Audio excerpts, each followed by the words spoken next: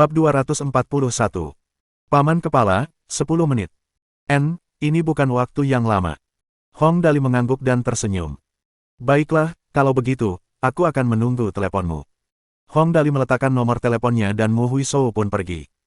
Berbeda dengan suasana tegang di ruangan kecil ini, saat Mu Huizhou pergi, dia langsung tersenyum. White Wolf, yang sedang menunggu, bertanya dengan rasa ingin tahu, "Bos, apa yang membuatmu begitu bahagia?" Mu Huizhou tertawa menanggapinya.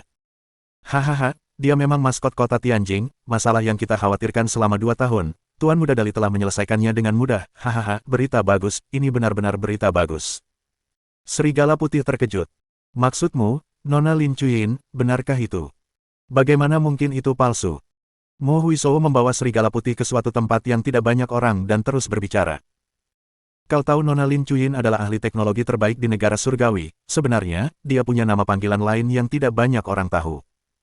White Wolf bertanya dengan rasa ingin tahu, ahli teknologi, aku tahu itu, apa nama panggilan lainnya? Mu Huizhou berkata dengan suara berat, militer, dasar kutu buku. Serigala Putih benar-benar tercengang. Ahli militer, Nona Lin Chuyin suka mengutak-atik senjata. Mu Huizhou menjawab, sesuatu seperti itu, hal yang sebelumnya dia ganggu itu kuat dalam menyerang, menurutmu, apalagi alasan negara ingin kita melindungi Lin Chuyin, melindunginya adalah salah satu alasan yang lebih penting adalah mencegahnya menyakiti orang-orang yang tidak bersalah. Lin Chuyin tidak memiliki gen emosional, atau sangat lemah, dia suka mempelajari teknologi militer, masalahnya adalah sulit untuk mengendalikannya, dan kami hanya dapat mencoba mengarahkannya ke arah yang kami inginkan. Sebelumnya, ide kami adalah menunggunya tumbuh dewasa dan mencoba memengaruhinya untuk bergabung dengan Akademi Ilmu Pengetahuan Militer Nasional, namun, jika dia tidak mau, tidak ada yang dapat kami lakukan.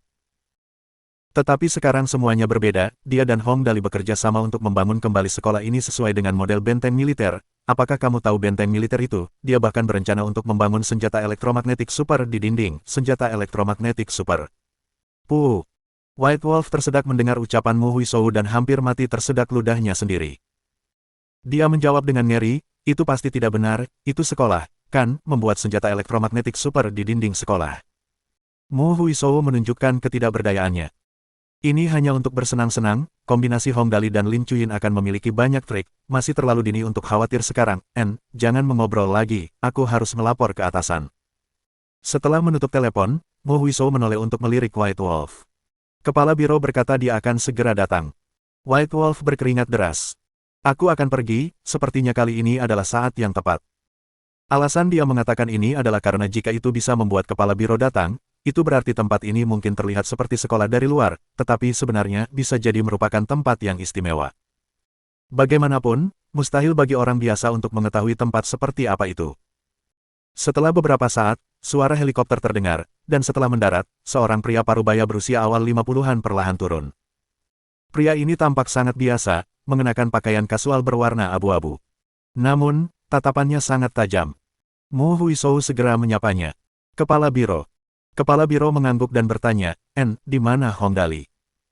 Mu Huizhou menunjuk ke sebuah rumah kecil yang tidak terlalu jauh dari situ. Dia ada di rumah kecil di depan, kura-kura hitam juga ada di sana. Kepala biro tersenyum. Hehe, bajingan ini, dia memang maskot kota Tianjing, dia benar-benar bisa melakukan apa saja. Kamu bilang dia akan mengubah sekolah menjadi kota kampus, dan Lin Chuyin terlibat. Mu Huizhou mengangguk dan berkata, ya, sepertinya mereka sangat antusias. Kepala biro melambaikan tangannya dan berkata, bawa aku ke sana, mari kita lihat apa yang sedang mereka berdua lakukan. Serigala Putih tetap menjaga tempat itu sementara kepala biro dan Mu Huizhou berjalan menuju rumah kecil itu. Ketika mereka memasuki rumah, Mu Huizhou berkata, Tuan Muda Dali, ini kepala biro kami, tidak perlu memberitahukan namanya, Anda cukup memanggilnya kepala biro. Seseorang yang bisa membuat Mu Huizhou memanggilnya kepala biro bukanlah orang yang mudah. Hong Dali segera menghampiri mereka dan berbicara manis. Halo, Paman Kepala, silakan duduk. Hehe, Ayah, Paman Kepala, melihat betapa bersemangatnya dirimu, kau pasti orang yang baik, tempat ini memang agak kumuh, tetapi benar-benar tersanjung dengan kehadiranmu, tidak ada cara yang lebih baik untuk menggambarkannya. Semua orang di sekitarnya terkesiap saat mendengarkannya. Mereka telah melihat orang berkulit tebal, tetapi mereka belum pernah melihat seseorang yang kulitnya setebal tembok. Tidak heran mengapa dia ingin membangun tembok sebesar itu. Kepala biro tertawa sambil berkata, haha, manis sekali, oke, kesampingkan omong kosong itu, bisakah orang-orang yang tidak terkait itu pergi sebentar, saya perlu berbicara dengan Dali dan Cuyin, maaf soal itu. Tak seorang pun berani tinggal diam setelah mendengar itu. Mereka segera meninggalkan rumah dan menunggu di luar. Ketika hanya ada Hong Dali di ruangan itu, kepala biro berkata sambil tersenyum, Dali keluarga Hong juga merupakan keluarga berpengaruh di negara surgawi, aku tidak akan mengatakan apa-apa lagi, tetapi kau tahu itu, aku datang karena ku dengar kau bermaksud memperluas dan memperkuat sekolah dengan Nona Cuyin, apakah kau punya rencana khusus? Yang dia maksud adalah, leluhurmu Hong Jun adalah seorang founding father. Aku di sini hanya karena hubungan ini. Kalau orang lain, tidak akan ada perlakuan khusus seperti itu untuk mereka. Jadi, katakan saja apapun yang ingin kamu lakukan. Mengenai apakah itu diperbolehkan, itu bisa dibicarakan nanti. Hong Dali mengerti apa yang dimaksudnya. Ia tersenyum dan berkata, Paman Kepala, saya hanya ingin membangun sekolah yang lebih besar, sesuatu yang menyenangkan, Anda tahu bahwa itulah yang mampu saya lakukan, saya tidak tahu apapun selain menghabiskan uang. Kepala biro terkekeh. Menghabiskan uang itu baik, orang sukses tidak berpikiran sempit, mereka semua adalah orang yang bersedia menghabiskan banyak uang, saya belum pernah mendengar ada orang yang mencapai prestasi besar dengan berpikiran sempit, haha, Anda tahu cara menghambur-hamburkan uang, dan itulah yang saya lihat dalam diri Anda, katakan, bagaimana Anda berencana menghabiskan uang kali ini? Sial, dipuji karena menghabiskan uang. Hong Dali langsung merasa bahwa Paman Kepala sangat menyenangkan di matanya. Bagaimanapun, yang terbaik adalah segera memberitahu dia apa yang ingin mereka lakukan. Baiklah, Paman Kepala, kita akan membangun tembok tebal untuk mengelilingi sekolah, begitu tebalnya sehingga 2 mobil dapat melaju berdampingan, ide Cuyin adalah membangun 10 atau 20 senjata elektromagnetik super. Kepala biro melihat layar laptop Lin Cuyin. Nah, Anda bermaksud membangun tembok seperti tembok baja yang muncul dalam film-film fiksi ilmiah. Mata Hong Dali berbinar. Ya, bagaimana bisa? Kepala biro memikirkannya dan mengangguk. Tidak apa-apa, tetapi menurutku tidak seharusnya terlalu besar, pikirkanlah, seberapa besar sekolahmu, setelah kamu membangun tembok, akan sulit untuk mengubah struktur tembok jika kamu berniat untuk memperluasnya di masa mendatang. Selain hal-hal lain, jika kamu melihat kota-kota kuno, tanah di dalam tembok kota terlalu kecil ketika sudah dikembangkan, akan menjadi sangat merepotkan di dalam dan di luar tembok, benarkan? Benar sekali. Apa yang dikatakan kepala biro itu masuk akal. Jika tembok mengelilingi area yang terlalu kecil, pembangunan akan terbatas. Jika terlalu besar, tidak akan mudah untuk merencanakannya. Hong Dali mengacak-acak rambutnya dan bertanya, kalau begitu, maksudmu adalah? Cobalah untuk tidak menutup tembok sepenuhnya.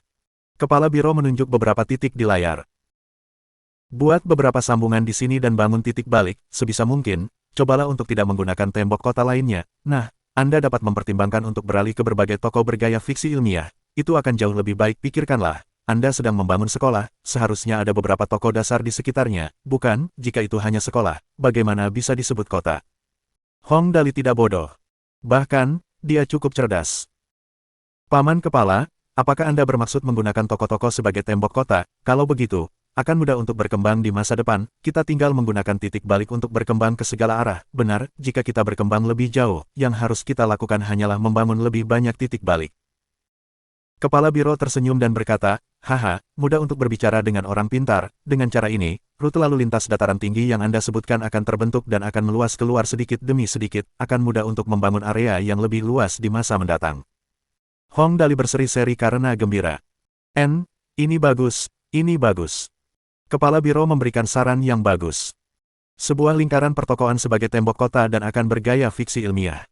Itu juga mudah untuk diperluas di masa mendatang. Itu adalah sekolah di dalam dan kota di luar. Wahahaha. Hehe, kalau begitu, bagaimana rencanamu membangun sekolah itu? Kepala biro bertanya sambil tersenyum. Pertama, beritahu aku apa rencanamu, lalu kita bahas lebih mendalam. Aku datang ke sini dengan pesan rahasia. Setelah kau memberitahuku tujuanmu, aku akan memberitahu alasan sebenarnya mengapa aku datang hari ini. Orang ini benar-benar datang dengan pesan rahasia. Apa-apaan ini? Itu berita yang mengejutkan. Hong Dali mencuri pandang ke mata kepala biro. Dia tidak mungkin mencoba mengendalikan kita seperti senjata, kan? Aku harus lebih berhati-hati. Baiklah, awalnya aku berencana membangun sekolah ini untuk adikku, Lin Sixuan, kau pasti mengenalnya. Hong Dali yang tampak polos melanjutkan, adikku suka bermain game, karena itu, aku memutuskan untuk membangun sekolah yang bisa dia masuki tanpa banyak tekanan, lagi pula, tidak masalah apakah dia mempelajari hal-hal itu di sekolah atau tidak, pengetahuan dasar sudah cukup. Awalnya, aku hanya ingin membangun sekolah yang menggabungkan sekolah dasar, menengah, dan atas. Pada saat yang sama, kita bisa menyediakan sekolah untuk anak-anak miskin di daerah pedesaan. Kepala biro bertanya sambil tersenyum, benarkah itu, anak manja, maskot kota Tianjing kita benar-benar ingin berbuat baik bagi masyarakat? Hong Dali berkata dengan polos, baiklah, aku tidak bisa membangun sekolah hanya untuk satu siswa, kan? Kepala biro tertawa terbahak-bahak. Haha, bagus juga. Nah, apakah Anda pernah berpikir untuk menggabungkannya dengan universitas juga? Saya ingat rencana awal Anda adalah membuat sekolah kejuruan, kan? Sekolah kejuruan lansia yang baru. Hong Dali mendengus. Kira-kira seperti itu, anak-anak dari daerah pedesaan, tidak masalah untuk menyediakan mereka akomodasi, makanan, dan pendidikan gratis, tapi aku tidak bisa mengurus mereka seumur hidup, kan? Jadi, yang terbaik bagi mereka adalah mempelajari satu atau dua keterampilan, sehingga akan lebih mudah bagi mereka untuk mencari pekerjaan di masa depan, dan jika mereka berprestasi, aku bahkan bisa mengajari mereka, sekolah bukan untuk mencari uang. Kepala biro menyeringai. Hehe, kamu cukup baik hati, itulah yang paling aku suka darimu, SD, SMP, SMA, dan universitas digabung, sangat cocok dengan berita yang aku bawakan untukmu hari ini. Bab 242/8 kursus terbaik di lansia yang baru. Perwira senior ini sebenarnya adalah seseorang yang membawa pesan rahasia ke sini. Kalau begitu, Hong Dali bertanya dengan hati-hati, Paman Kepala, apa sebenarnya pesan rahasia Anda? Tidak ada salahnya juga untuk memberitahumu, kalau dipikir-pikir sekarang, lebih baik menggunakanmu sebagai pemimpin. Saat kepala biro berbicara, dia berbalik dan berteriak keras, Huizhou, masuklah. Mo Huizhou langsung muncul di pintu masuk ruangan. Kepala biro. Keamanan di sini ketat, tidak seorang pun boleh muncul dalam jarak 20 meter dari area ini, pergilah. Kepala biro melambaikan tangannya. Ya, aku mengerti. Mo Huizhou langsung keluar. Ya Tuhan, apa yang terjadi? Haruskah aku bertanya tentang pesan rahasia ini? Namun, mengetahui terlalu banyak juga bukanlah hal yang baik. Semakin banyak rahasia yang tidak diketahui, semakin baik. Saat itu, jika saya gagal menyelesaikan misi, apakah saya akan dieksekusi dengan keras? Saya hanya ingin menjadi orang yang boros yang dengan senang hati menghabiskan uang dan menghambur-hamburkan uang. Saya tidak ingin terlibat dalam semua hal yang kacau ini. Air mata Hong Dali membasahi wajahnya. Namun, pada saat ini, apakah dia bisa menolak? Jelas tidak.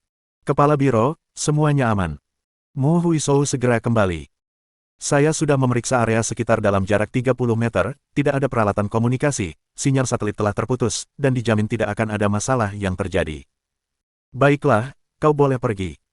Kepala biro melambaikan tangannya lagi dan Mo Huizhou langsung pergi. Sekarang aman di sini, apa yang akan kukatakan mungkin mengejutkanmu, tapi, kepala biro tersenyum dan berkata, kuharap kau akan merahasiakannya, bagaimanapun, ini masalah serius, aku yakin kau juga mengerti apa yang kumaksud. Baiklah, aku punya keluarga, dan sekuat apapun keluargaku, mereka tidak akan bisa melawan negara, kan? Aku tidak akan mengatakannya, dan aku akan melihat apa isi pesan rahasiamu ini. Sebenarnya, pesan rahasia saya ini sangat berkaitan dengan sekolah Anda. Kepala biro berkata pelan, ini menyangkut rencana pengembangan dalam melestarikan bakat-bakat bangsa, dan sejak awal, kami belum berhasil menemukan kandidat yang cocok. Ini karena kandidat ini harus pandai menyamar sehingga orang luar pasti tidak akan mencurigainya. Selain itu, orang ini tidak boleh memiliki ambisi sendiri, kepentingan pribadi, dan tidak boleh begitu licik, dan dia tidak boleh memiliki trik murahan dalam kegelapan. Jadi akulah orang yang kau temukan, kan? Aku hanyalah seorang anak yang hilang tanpa ambisi, kepentingan pribadi, atau rencana, kan, Anda mungkin juga bisa mengatakan saya orang bodoh. Seperti yang diharapkan, Kepala Biro melanjutkan, sebelumnya kami tidak berhasil menemukan kandidat yang bagus, dan sekarang Anda muncul di depan mata kami, saya datang sendiri sebagai hasilnya. Hehe, kalau tidak, menurutmu apakah kita akan peduli pada sekolah, tidak peduli seberapa megahnya bangunannya? Baiklah, Hong Dali benar-benar sedikit putus asa. Aku hanyalah seorang anak yang hilang, aku sudah dewasa, berusia 18 tahun sekarang, jadi aku benar-benar anak yang hilang sekarang. Tapi apa sebenarnya pesan rahasia ini? Kau belum mengatakannya. Jangan cemas, aku akan mengatakannya sekarang. Kepala Biro berkata perlahan, pesan rahasia ini dariku, dari sekolah kejuruan lansia yang baru. Apa-apaan, kau bilang sekolah yang ingin kubangun adalah pesan rahasiamu. Apa masalahmu? Untungnya, tak lama kemudian, Kepala Biro melanjutkan, tentu saja, sekolah kejuruan Lansiang baru ini dinamai dengan nama sekolah Anda. Pesan rahasia kami juga merupakan sekolah, tetapi berbeda dari sekolah Anda, sekolah kami ini memiliki 8 program studi, yaitu kontrol digital, seni kuliner, perbaikan mobil mekanik, mesin penggali, kecantikan dan tata rambut, pengelasan listrik, listrik nirkabel, dan ilmu komputer. Berbicara sampai di sini, Hong Dali tidak bisa menahan diri untuk tidak mengacungkan jempol. Semuanya adalah hidangan yang bagus, jangan bilang kalau para koki juga merupakan talenta papan atas yang ingin dibina negara. Ini, aku tampaknya tidak sebodoh itu. Haha, bocah nakal, kenapa kau begitu cemas? Kepala biro tertawa dan berkata, jika semudah itu, apakah kau pikir aku akan berada di sini berbicara sampai serak denganmu? Itu benar. Hong Dali mengangguk. Kepala biro akhirnya mengatakan motif sebenarnya untuk datang kali ini. Kontrol digital sebenarnya adalah jenis kursus kontrol mesin humanoid, seni kuliner sebenarnya adalah pembuatan senjata kimia dan pertahanan, perbaikan mobil mekanik sebenarnya adalah pembuatan pesawat tempur tugas berat, mesin penggali sebenarnya adalah jenis operasi mekanis canggih yang rumit dari pesawat tempur tugas berat, kecantikan dan tata rambut sebenarnya adalah penyamaran dan anti-penyamaran, pengelasan listrik sebenarnya adalah desain senjata laser dan senjata partikel berenergi tinggi, listrik nirkabel sebenarnya adalah detektor dan sistem peringatan gelombang optik elektroakustik magnetik, ilmu komputer sebenarnya terkait dengan peretasan. Hong Dali. Kepala biro melanjutkan, saat ini, negara surgawi kita selama ini dimata-matai dengan sangat ketat oleh Amerika, negara Jaban, Eropa, dan negara-negara lain. Setiap gerakan kecil kita pasti tidak akan bisa lolos dari mata mereka. Saat ini, tren emigrasi sangat serius, dan banyak talenta papan atas tidak mau kembali setelah mereka pergi ke luar negeri. Jadi, demi kumpulan talenta masa depan kita harus mencari orang-orang yang benar-benar setia untuk membina mereka. Sedangkan untuk sekolah kejuruan Lansiang baru, mereka akan merekrut anak-anak dari daerah pegunungan yang tidak mampu membayar pendidikan. Mereka belum bersentuhan dengan dunia manusia yang mempesona, jadi mereka tidak akan terlalu licik, dan lebih jauh lagi, Anda mensponsori makanan dan penginapan serta membebaskan biaya sekolah mereka, jadi sangat mudah untuk mengembangkan kesetiaan mereka. Lagi pula, kamu anak yang boros, dan kamu mendirikan sekolah ini hanya demi menghabiskan uang dan menghambur-hamburkan uang, jadi sulit untuk menarik perhatian orang lain, bahkan jika itu menarik perhatian, itu akan mengalihkan perhatian warga negara lain ke desain dan pembangunan kota sekolah ini, jadi, kurasa aku tidak perlu mengatakan apa-apa lagi, kan? Ini, terdengar sangat fiksi ilmiah. Dahi Hong Dali dipenuhi keringat. Maksudmu, di permukaan, ini akan menjadi sekolahku, tetapi sebenarnya, ini akan menjadi kerajaan teknologi bawah tanah. Teknologi bawah tanah apa? Setelah mendengar apa yang dikatakan Hong Dali, kepala biro langsung tertawa dan berkata, kamu sudah membaca terlalu banyak novel, bukan? Faktanya, semua teknologi ini tersedia dalam skala global, tetapi kunci masalahnya ada pada hasil penelitian. Sambil berkata, dia menunjuk Lin Chuyin. Biar saya beri contoh, Anda telah meminjamkan Nona Chuyin seperangkat teknologi proyeksi realitas virtual, bukan? Itu dibeli selama pelelangan seharga 2 juta yuan. Ini memang benar, dan cukup banyak orang yang mengetahuinya. Hong Dali mengangguk. Ya, bagaimana dengan itu? Teknologi proyeksi realitas virtual ini, begini saja. Kepala biro tersenyum dan berkata, saat itu, kami juga terkejut, dan kami baru tahu keberadaan teknologi semacam itu setelah pelelangan berakhir. Teknologi proyeksi realitas virtual ini, apakah menurutmu itu sangat menyenangkan, dan hanya sangat menyenangkan? Ya, bukankah ini sangat menyenangkan? Hong Dali bingung. Bagaimana dengan ini, apakah ini sangat mengagumkan? Hehe, begini saja. Kepala biro mengulurkan tangannya dan menggerakkan jari-jarinya. Menurutmu apa yang sedang kulakukan? Kau sedang melatih jari-jarimu, jawab Hong Dali. Paman kepala, tanganmu tidak terlalu cekatan. Dasar bocah, aku sangat sehat, kepala biro marah sampai geli, sambil menegur. Tidak bisakah kau beri sedikit ruang untuk imajinasimu? Pikirkan saja, bagaimana jika aku mengenakan pakaian teknologi proyeksi realitas virtual itu di tanganku? Lalu kamu bisa melakukan apapun yang kamu inginkan dengan komputer itu. Hong Dali bertanya dengan aneh, lalu apa lagi yang ada? Pikirkan lagi. Kepala biro terus membimbingnya. Bagaimana kalau aku menggunakan gerakan ini untuk mengendalikan lengan mekanis melalui komputer? Ini. Semakin Hong Dali memikirkannya, semakin matanya berbinar. Paman kepala, negara surgawi kita akan memproduksi Gundam. Gundam, apa itu? Kepala biro sangat bingung dengan istilah baru ini. Aku lupa kalau dunia ini berbeda dengan bumi, jadi seharusnya belum ada istilah ini. Hong Dali, seperti yang diduga, mengubah istilah itu. Itu seperti senjata mesin yang mirip manusia, dan itu adalah jenis yang sangat lincah. Hehe, maksudmu robot berskala besar yang digunakan untuk bertempur.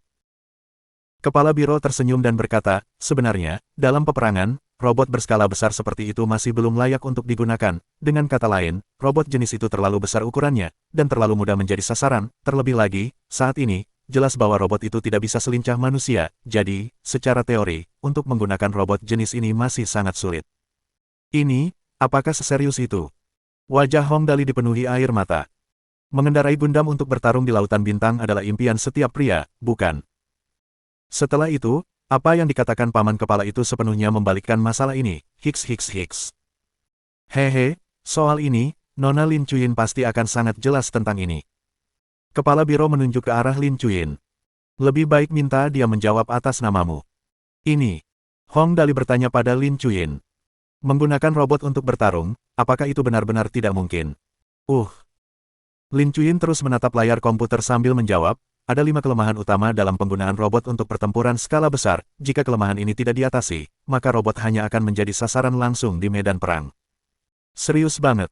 Hong Dali terkejut. Ya. Mengenai hal-hal semacam ini, sebagai ahli teknologi sekaligus ahli militer terkuat, Lin Chuyin tentu saja dapat menjelaskannya satu persatu. Yang pertama adalah penyembunyian. Robot berskala besar pasti akan memiliki terlalu banyak bagian dan komponen di dalamnya, dan robot mirip manusia dengan penampilan yang rumit akan sama menariknya dengan matahari dalam hal sinyal pita radar dan cahaya tampak. Penampilan luarnya yang sangat rumit, tanpa melalui desain apapun, akan menyebabkan kemungkinan identifikasi target meningkat 10 kali lipat hingga puluhan kali lipat. Maksudnya adalah, jika Anda benar-benar membuat robot berskala besar, robot itu pasti akan menjadi target terkonsentrasi pihak lain begitu berada di medan perang. Di radar, robot itu pasti akan menjadi bola api besar, dan tidak akan ada masalah bahkan jika Anda menutup mata dan menembakkan rudal ke atas. Kedua, kemampuan manuver robot skala besar adalah masalah terbesar. Dalam menghadapi rudal dari jet tempur lawan, mustahil bagi robot skala besar untuk menghindar dengan lincah. Selain itu, kecepatan geraknya pasti tidak akan bisa mencapai kecepatan pesawat. Jadi, robot itu hanya bisa menjadi sasaran hidup. Jika kita ingin mencapai kecepatan menghindar yang benar-benar cepat, robot itu akan dengan mudah membuat badan mesinnya tidak berbentuk karena tingkat resistensi yang tidak memadai pada persendiannya. Poin ini sangat sederhana. Misalnya, Anda akan merasa bahwa robot besi setinggi manusia akan sangat kokoh karena kekuatan besinya cukup untuk menopang ukuran sebesar itu. Namun, ketika robot bertambah tinggi 10 hingga 20 meter, persendiannya akan relatif lebih lemah.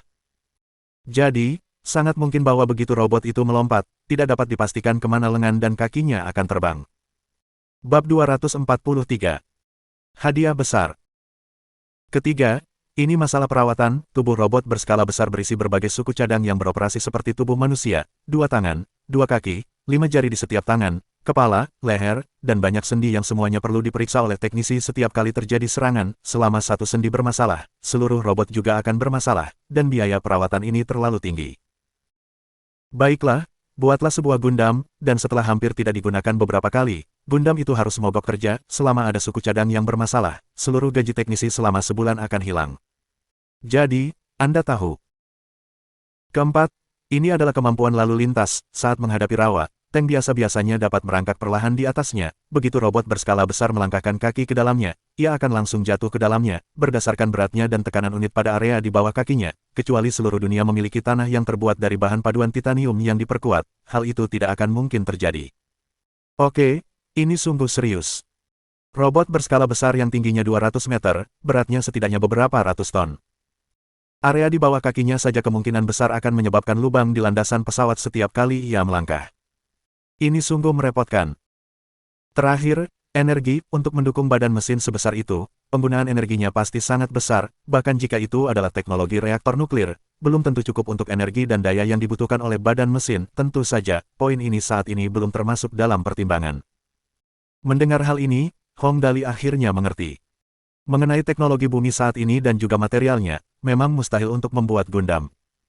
Karena itu, Hong Dali pun mengungkapkan rasa penasarannya. Paman kepala, kalau begitu, robot berskala besar ini tidak banyak gunanya. Alasan Anda mengangkat topik ini adalah karena ini sangat penting. Mengapa Anda mengungkit hal-hal yang tidak begitu berguna? Apakah Anda bercanda?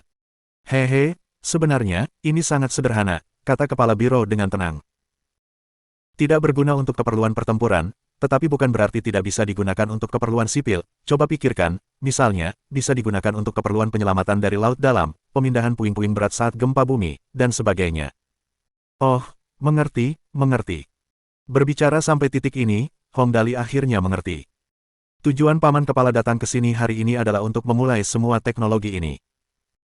Bukankah dia mengatakan, meskipun tidak dapat digunakan untuk keperluan militer, itu tidak berarti bahwa itu tidak dapat digunakan untuk keperluan sipil. Masalahnya adalah bahwa jenis hasil eksperimen ilmiah ini harus dijamin untuk tidak diketahui publik. Bagaimanapun, seluruh dunia sekarang terhubung dengan segala macam informasi. Jadi, misalkan ada eksperimen yang dilakukan di sebuah lembaga penelitian ilmiah, tidak dapat dijamin bahwa informasinya tidak akan bocor. Sama seperti kasus pembuatan obat oleh perusahaan medis Tang yang bocor, jika hasil eksperimen ilmiah itu kebetulan dicuri, kerugiannya tidak akan sesederhana 100 atau 200 juta. Sementara itu, sekolahnya ini mempunyai keunggulan sangat besar dibandingkan sekolah lainnya. Pertama, letak geografisnya, daerah luar Gunung Tianjing. Di tempat yang sebelumnya tidak memiliki bangunan, setelah sekolah ditutup dan gunung dibuka, lembaga penelitian dapat langsung bergerak di bawah tanah, dan mereka yang masuk semuanya akan menjadi peneliti yang benar-benar dapat diandalkan. Dengan tambahan ahli teknologi terkuat ini, Lin Chuyin tidak akan ada masalah dengan langkah-langkah keamanan. Selanjutnya, jati dirinya yang hilang itulah yang tidak menarik perhatian orang lain.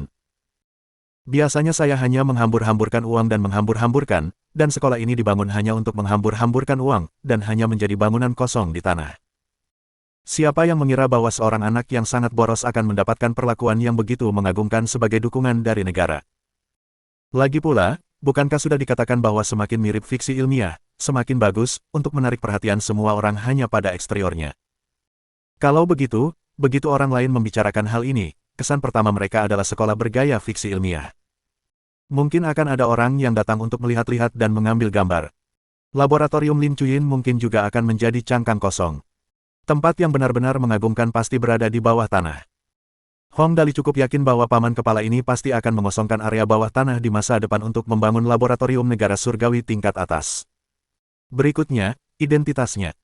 Keluarga Hong, ini jelas merupakan keluarga yang tidak akan pernah mengkhianati negara, dan bahkan tidak bisa memindahkan asetnya ke luar negeri. Lihatlah, betapa amannya itu, bahkan jika semua orang di seluruh negara surgawi mengkhianati negara, keluarga Hong tidak akan pernah melakukannya. Setidaknya, setelah bertahun-tahun Hong Dali hidup, dia tidak pernah mendengar tentang keturunan kaisar yang membantu orang luar dalam menyerang negara mereka sendiri. Terakhir, itu adalah karakternya. Mengenai hal ini, Hong Dali selalu sangat puas. Dia adalah anak durhaka yang tidak peduli dengan kerugian, dan dia juga tidak begitu perhitungan. Kalau dia benar-benar diberi peran sebagai pemimpin besar, dia mungkin tidak akan mampu bekerja dengan baik. Ini sepenuhnya sesuai dengan persyaratan dari pihak berwenang, tidak berambisi, berani menghabiskan uang, tidak takut dengan ejekan orang lain. Pada akhirnya, sepotong kue sebesar itu jatuh ke kepalanya begitu saja. Faktanya, Hong Dali merasa sedikit pusing sekarang. Jika dia menerima pekerjaan ini, apa artinya? Itu berarti dia bisa mengandalkan pohon besar ini mulai sekarang. Di masa depan, selama dia tidak mencari kematiannya sendiri, pasti tidak akan ada masalah. Ngomong-ngomong, dia mendirikan sekolah ini saat itu hanya untuk menghabiskan uang dan juga untuk beramal. Bagaimana bisa berakhir seperti ini? Ini, paman kepala. Hong Dali menatap kepala biro hingga air liurnya hampir menetes. Setelah Anda mengatakan begitu banyak, saya mengerti masalah ini dan situasinya. Kalau begitu, bagaimana menurut Anda, kapan kita bisa mulai? Dia harus bergegas dengan misinya, hanya tersisa kurang dari 10 hari. Demi adiknya, dia harus menghabiskan uang secepat mungkin. Tidak usah terburu-buru. Hal pertama yang diucapkan kepala biro membuat Hong Dali hampir menangis. Sekitar setengah bulan lagi kita akan mulai, aku akan kembali dulu untuk meminta arsitek profesional mendesain seluruh tempat ini. Setengah bulan lagi, adik laki-lakinya akan menyusut begitu banyak. Ah, itu tidak perlu dilakukan, Hong Dali buru-buru berkata, aku berpikir, mengapa kita tidak membangun sesuatu terlebih dahulu. Kau tahu juga bahwa seluruh tubuhku akan terasa tidak nyaman jika aku tidak menghabiskan setidaknya 1 juta atau lebih. Puci. Kepala biro itu marah sampai geli. Dasar anak durhaka, benar-benar, lupakan saja, biarkan saja semuanya berjalan seperti ini untuk saat ini. Sambil berbicara, dia menunjuk ke layar komputer. Bangun beberapa tembok besar sebagai titik balik yang penting, aku akan melihat apa yang terjadi selanjutnya.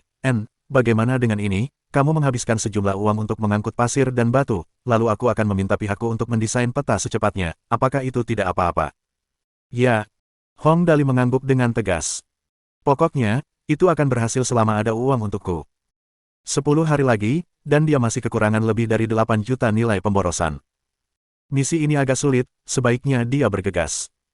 Kalau begitu, aku akan meminta Xiaoyi untuk mulai mengatur, hehe.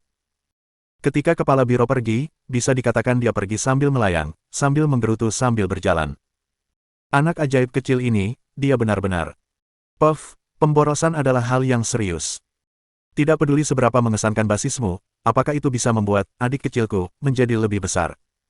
Tidak bisa, kan? Setelah kepala biro pergi dengan helikopter, Tang Muxin dan yang lainnya bergegas masuk. Begitu gadis kecil itu melihat Hong Dali, dia bertanya, "Dali, kepala biro itu, apa yang dia inginkan?" Saat dia berbicara, dia takut Hong Dali akan berada dalam posisi yang sulit. Kamu bisa mengatakan apa yang bisa dikatakan, jangan pernah mengatakan apa yang tidak bisa dikatakan. Dia memang sedang mengurus Hong Dali. Jika mereka benar-benar menyelidiki masalah ini, itu akan mudah menimbulkan masalah. Hong Dali tersenyum dan berkata, sebenarnya, tidak ada yang istimewa, dia hanya mengatakan bahwa karena kita ingin membuat kota fiksi ilmiah, kita harus membuatnya lebih indah, dia akan membantu mendesain sekolah kita, dan saat itu, sekolah itu pasti akan dibuat menjadi sekolah yang sangat fiksi ilmiah. Sehebat itu. Tang Muxin terkejut. Lalu, dia tidak menawarkan untuk menyumbangkan uang. Ini. Hong Dali berpikir sejenak, lalu menepuk pahanya dengan keras. Orang tua itu bahkan tidak menyebutkan tentang uang. Semua orang hancur. Ling Xiaoyi bertanya, kalau begitu, Tuan Muda, Anda berencana untuk apa lagi yang bisa dia rencanakan? Bukankah Lin Chuyin sudah menunjukkan beberapa masalah besar tentang Gundam? Kepala biro tidak ingin menelitinya, tetapi itu tidak berarti dia sendiri juga tidak ingin melakukannya. Hufet, aku seseorang di sistem. Bukankah itu berisi cabang teknologi? Saat itu, aku akan melihat apakah ada peta teknologi yang relevan. Dengan peta dan tambahan dari ahli teknologi yang sangat mengesankan ini, Hufet. Akan tiba saatnya aku mengendarai Gundam dan bepergian kemanapun yang aku suka, dan aku akan menyerang siapapun yang aku mau. Namun, ia perlu melakukan semuanya selangkah demi selangkah. Karena itu, Hong Dali dengan tegas membuat pengaturan dengan Ling Xiaoyi. Saudari Xiaoyi, bantu aku mengatur pengiriman pasir dan batu bata ke sini. Kepala biro memintaku untuk menyiapkan bahan-bahannya terlebih dahulu, lalu ia akan membuatkan peta untukku. Segalanya telah berakhir di sini. Bagaimanapun, kota fiksi ilmiah itu tidak akan dibangun dalam sehari. Karena itu, Hong Dali menjentikkan jarinya. Ayo pulang dulu, oh benar, kompetisi e-sportsku akan segera dimulai, kan? Ya, kurang lebih sudah diiklankan. Ling Xiaoyi tersenyum saat melapor. Akan dimulai lusa, Tuan Muda, apakah ada hal lain yang perlu dilakukan? Ya, tentu saja ada. Hong Dali tertawa terbahak-bahak saat ia memimpin dan berjalan keluar. Itu harus menjadi satu adegan besar. Tambahkan uang, tambahkan sebanyak yang kau bisa. Semakin besar adegannya, semakin baik. Asteris ayah, sekarang setelah aku punya pohon besar yang menyejukkanku, perubahan status ini membuatku merasakan hal yang sama sekali berbeda. Bab 244. Ini benar-benar pembuka mata hari ini. Setelah dia keluar, suasana hatinya benar-benar berbeda. Hong Dali menunjuk ke lapangan terbuka di kedua sisinya dan tampak seperti seorang eksekutif departemen yang datang untuk melaksanakan beberapa perencanaan. Di masa depan, ketika tempat ini dibangun, kita dapat memberlakukan pembatasan bagi orang yang lewat ketika para aktor merikan datang. Tang Muxin bertanya, apa larangan bagi pejalan kaki? Hong Dali, mereka yang memiliki kelopak mata tunggal dapat bepergian pada hari ganjil, mereka yang memiliki kelopak mata ganda dapat bepergian pada hari genap, mereka yang memiliki satu kelopak mata tunggal dan satu kelopak mata ganda dapat bepergian pada malam hari, mereka yang memakai kacamata hitam akan dikenai pelanggaran karena sengaja menutupi plat nomor mereka, bagi mereka yang keluar dengan kelopak mata ganda setelah operasi kelopak mata ganda, mereka akan dikenai pelanggaran karena memiliki plat nomor palsu. Semua orang tertawa terbahak-bahak. Tuan Muda, Lin Yanwei menutup mulutnya sambil tersenyum. Apakah Anda punya rencana terperinci tentang bagaimana mengembangkan karir film Anda? Hong Dali berkata dengan tegas, tidak. Semua orang tertawa terbahak-bahak. Setelah kembali ke gedung Chen Hui, Tang Muxin membawa anak kucing yang baru diadopsi itu untuk memeriksa kakinya, sementara Hong Dali dan yang lainnya kembali ke lantai 9 kantor pusat Chai Wei Entertainment. Setelah mereka selesai berkeliling, Hong Dali jelas sedikit lelah. Beban informasi hari ini benar-benar terlalu banyak. Lin Chuyin tidak punya tujuan lain, jadi dia mengikuti mereka. Saat ini, terhadap gabungan Lin Chuyin dan Hong Dali, sejujurnya, semua orang yang hadir merasa sedikit takut. Keberuntungan Hong Dali memang luar biasa, dan Lin Chuyin juga memiliki teknologi. Ini berarti bahwa ketika keberuntungan yang luar biasa dipasangkan dengan teknologi yang sangat canggih. Semua orang yang hadir merasa bahwa, mungkin, dalam waktu kurang dari beberapa tahun, mereka mungkin dapat mendirikan sebuah kapal induk, dan kapal induk ini tidak mengacu pada yang ada di dalam air, tetapi yang terbang di langit. Tentu saja, mengenai hal ini, anak ajaib kita Hong Dali sama sekali tidak malu. Xiao Yi, Hong Dali masih memiliki aturan lama yang sama, saat ia berbaring di pangkuan Lin Yanwei. Hal terbaru yang kita miliki sekarang adalah kompetisi e-sports, kan, bagaimana persiapan di sana, aku belum bisa menanyakannya akhir-akhir ini. Tuan muda, jawab Ling Xiaoyi. Saat ini, sudah ada cukup banyak gamer profesional yang telah mencapai Tianjing, dan mereka sekarang tinggal di dekat stadion, 6 layar besar telah dipindahkan ke bagian tengah stadion. Pada saat itu, semua penonton yang hadir akan dapat menyaksikan pertandingan. Selain itu, karena Nona Sixuan, banyak gamer dengan kemampuan yang sangat tinggi sedang bersiap untuk bergabung dengan klub game kami. Tuan muda, bagaimana menurut Anda? Bawa mereka semua. Hong Dali tentu saja tidak berbasa-basi. Di masa depan, orang-orang ini akan tampil di Dream Dota League kami sebagai pemain profesional. Kita harus memiliki beberapa orang dengan standar tinggi yang berjuang untuk membuatnya spektakuler. Bahkan seseorang yang bermain game hanya untuk tujuan hiburan seperti saya juga akan merasa cemas. Lin Zixuan, yang duduk di samping, sangat menyukai game. Setelah mendengar persetujuan Hong Dali, dia langsung tersenyum dan berkata, "Kakak Dali, kamu baik sekali, Liga Dream Dota itu, kapan akan didirikan?" Tidak perlu terburu-buru, aku belum memutuskan untuk saat ini. Hong Dali berpikir sejenak. Pasti ada tim profesional di sini. Kalau tidak, game yang dibuat tidak akan menarik. Produksi Tuan Muda harus berkualitas tinggi, tidak bisa hanya sekadar slogan. Harapan Hong Dali terhadap kualitas sangat tinggi. Saat itu, Ling Xiaoyi berpikir sejenak dan berkata, "Oh benar, Tuan Muda. Saat ini, cukup banyak perusahaan game yang telah mendengar tentang kompetisi e-sports kali ini. Mereka menghubungi saya, meminta saya untuk menanyakan apakah mereka dapat memasukkan game mereka ke dalam kompetisi e-sports kali ini juga." Perusahaan game lain. Hong Dali menyentuh dagunya, dan setelah berpikir sejenak, dia langsung memutuskan. Disetujui, kalau tidak, akan sia-sia saja kalau hanya menyelenggarakan kompetisi e-sports tanpa skala yang cukup besar. Lagi pula, ini kompetisi, dan orang-orang akan bosan jika sudah terlalu banyak menontonnya, karena perusahaan lain juga ingin ikut, maka sebaiknya kita menyelenggarakan festival game. Pesta game. Mendengar istilah ini, mata Lin Zixuan berbinar. "Kakak Dali, apa itu?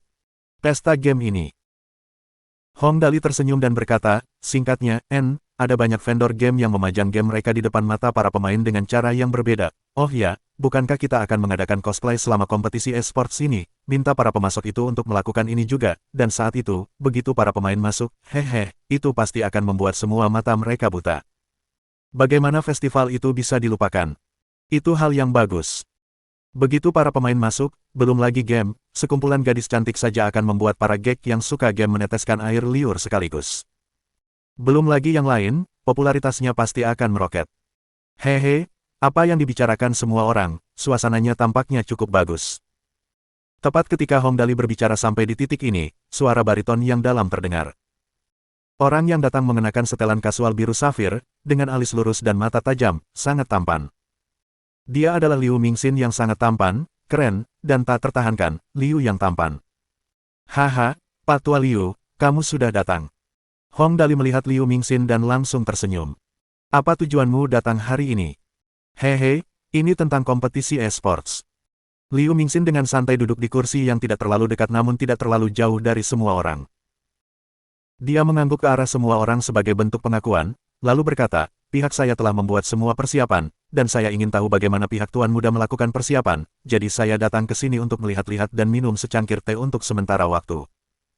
Melihat ekspresi Liu Mingxin yang percaya diri dan santai sekarang membuat orang-orang di sekitar Hong Dali ingin tertawa. Ngomong-ngomong, Liu Mingxin memang kurang beruntung. Dia sudah hampir dirugikan oleh Hong Dali, tetapi dia masih belum menyadarinya. Mungkin, dia masih berpikir untuk berterima kasih kepada Hong Dali, dan sama sekali tidak menyadari bahwa semua pemain profesional yang berharga itu telah mengkhianatinya dan memihak Hong Dali. Dan bagian yang menarik adalah bahwa Hong Dali, pada kenyataannya, tidak terlalu memikirkannya. Dia hanya melakukannya untuk bersenang-senang. Kita harus minum teh." Hong Dali langsung memerintahkan anteknya. "Siapkan teh untuk Liu Tua." Si Antek langsung berlari keluar sambil menahan tawanya. Liu Mingxin bingung. Ekspresinya sangat aneh, apakah ada yang salah denganku? Lin Zixuan menoleh dengan tegas dan hampir tertawa sampai perutnya pecah. Bukannya ada yang salah, tapi terlalu salah. Apa yang kau lakukan sama saja dengan menggunakan basis timmu sendiri untuk memperlancar jalan karir game Big Bro Dali, pria tampan. Tentu saja, meskipun itulah yang ada dalam pikirannya, dia tidak bisa mengatakannya. Ling Xiaoyi tersenyum dan berkata, Tuan Muda Liu, saat ini, persiapan berjalan cukup baik. Banyak vendor berencana untuk memasukkan permainan mereka sendiri ke dalam kompetisi e-sports kali ini. Tuan Muda berkata bahwa kita sebaiknya mengganti nama kompetisi e-sports ini menjadi festival permainan, dan itu juga akan lebih meriah. Oh, Liu Mingxin berpikir sejenak. Itu juga bisa dilakukan, meskipun kita akan memiliki lebih banyak pesaing, itu akan tetap lebih menarik, aku baik-baik saja dengan itu. Berbicara sampai titik ini, dia melirik Lin Chuyin yang sedang duduk di satu sisi menggunakan laptopnya untuk mendesain peta. Dia menggelengkan kepalanya, tersenyum dan berkata, ngomong-ngomong, sebelumnya Tuan Muda Dali membawa Nona Lin Chuyin ke dalam permainanku untuk dimainkan. Itu benar-benar mengejutkanku, kebetulan aku juga sedang menyiapkan hal-hal lain baru-baru ini, apakah Tuan Muda Dali tertarik? Hal-hal lain. Yang paling disukai Hong Dali sekarang adalah orang-orang berlari ke arahnya dan bertanya apakah dia akan tertarik pada sesuatu setelah mereka menyiapkan beberapa barang bagus, itu memudahkannya untuk mendapatkan sesuatu yang baru dan menyenangkan. Jadi, dengan mata berbinar, dia bertanya, apakah itu menyenangkan, cepat beritahu aku. Setelah itu, semua orang di sekitarnya menatap Liu Mingxin dengan tatapan simpati. Tuan Muda Liu yang selalu percaya diri ini seperti seseorang yang menghitung uang untuk Hong Dali meskipun dijual olehnya. Tentu saja, jika dipikirkan dari sudut lain, setidaknya Liu Mingxin tidak menderita kerugian apapun. Ini permainan kartu catur baru yang mulai aku operasikan, aku tidak yakin apakah Tuan Muda Dali akan tertarik. Tepat saat itu, Liu Mingxin memanfaatkan sepenuhnya citranya yang sangat tampan, karena ketenangan dan senyumnya yang elegan, serta nada bicaranya yang lembut, bagaikan iblis yang sedang memikat mangsanya. Aku tahu bahwa Tuan Muda Dali suka bermain game, jadi aku secara khusus membuka akun dengan uang game tak terbatas untuk Tuan Muda Dali. Semua orang di sana menepuk dahi mereka. Orang ini pasti ingin dijual atas kemauannya sendiri, bukan? Pemandangan hari ini tampak lucu dari sudut pandang manapun.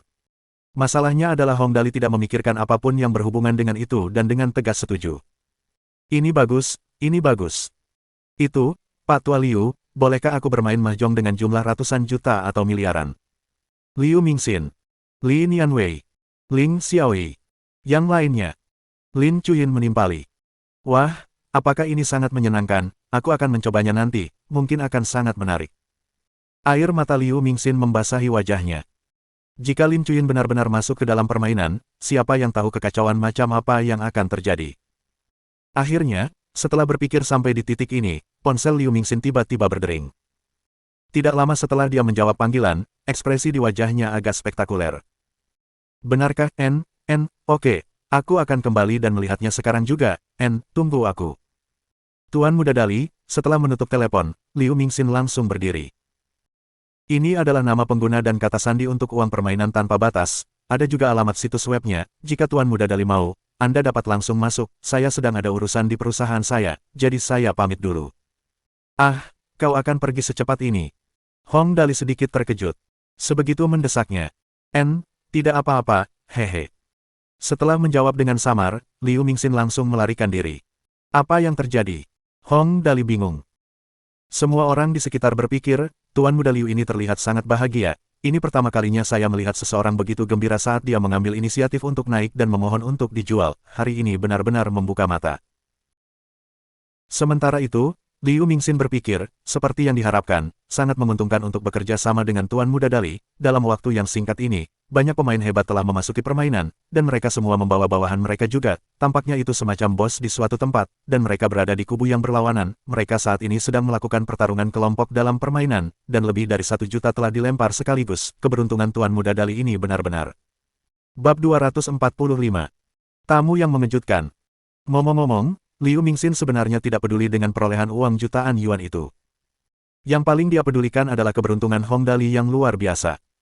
Dia hanya bersikap sedikit baik terhadap Hong Dali dan ini langsung terjadi, jika mereka bisa bekerja sama dalam jangka panjang. Sepertinya aku benar-benar tidak bisa menjadi musuhnya, ini benar-benar terlalu menakutkan.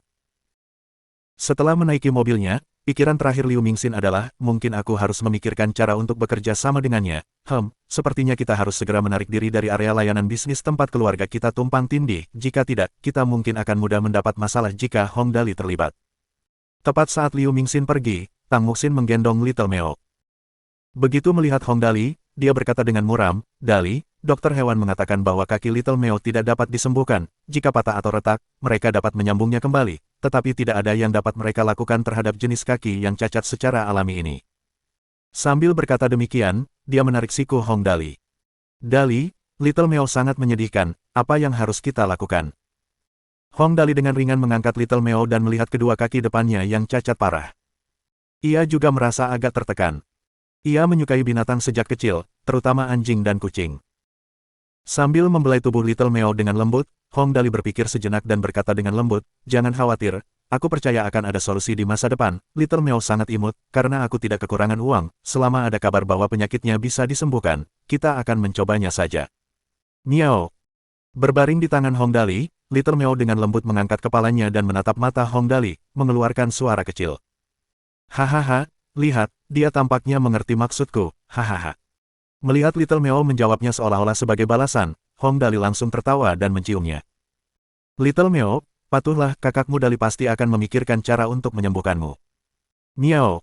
Si meong kecil memanggil lagi. "Ya, ya." Hong Dali buru-buru memberi instruksi pada Xiaoyi.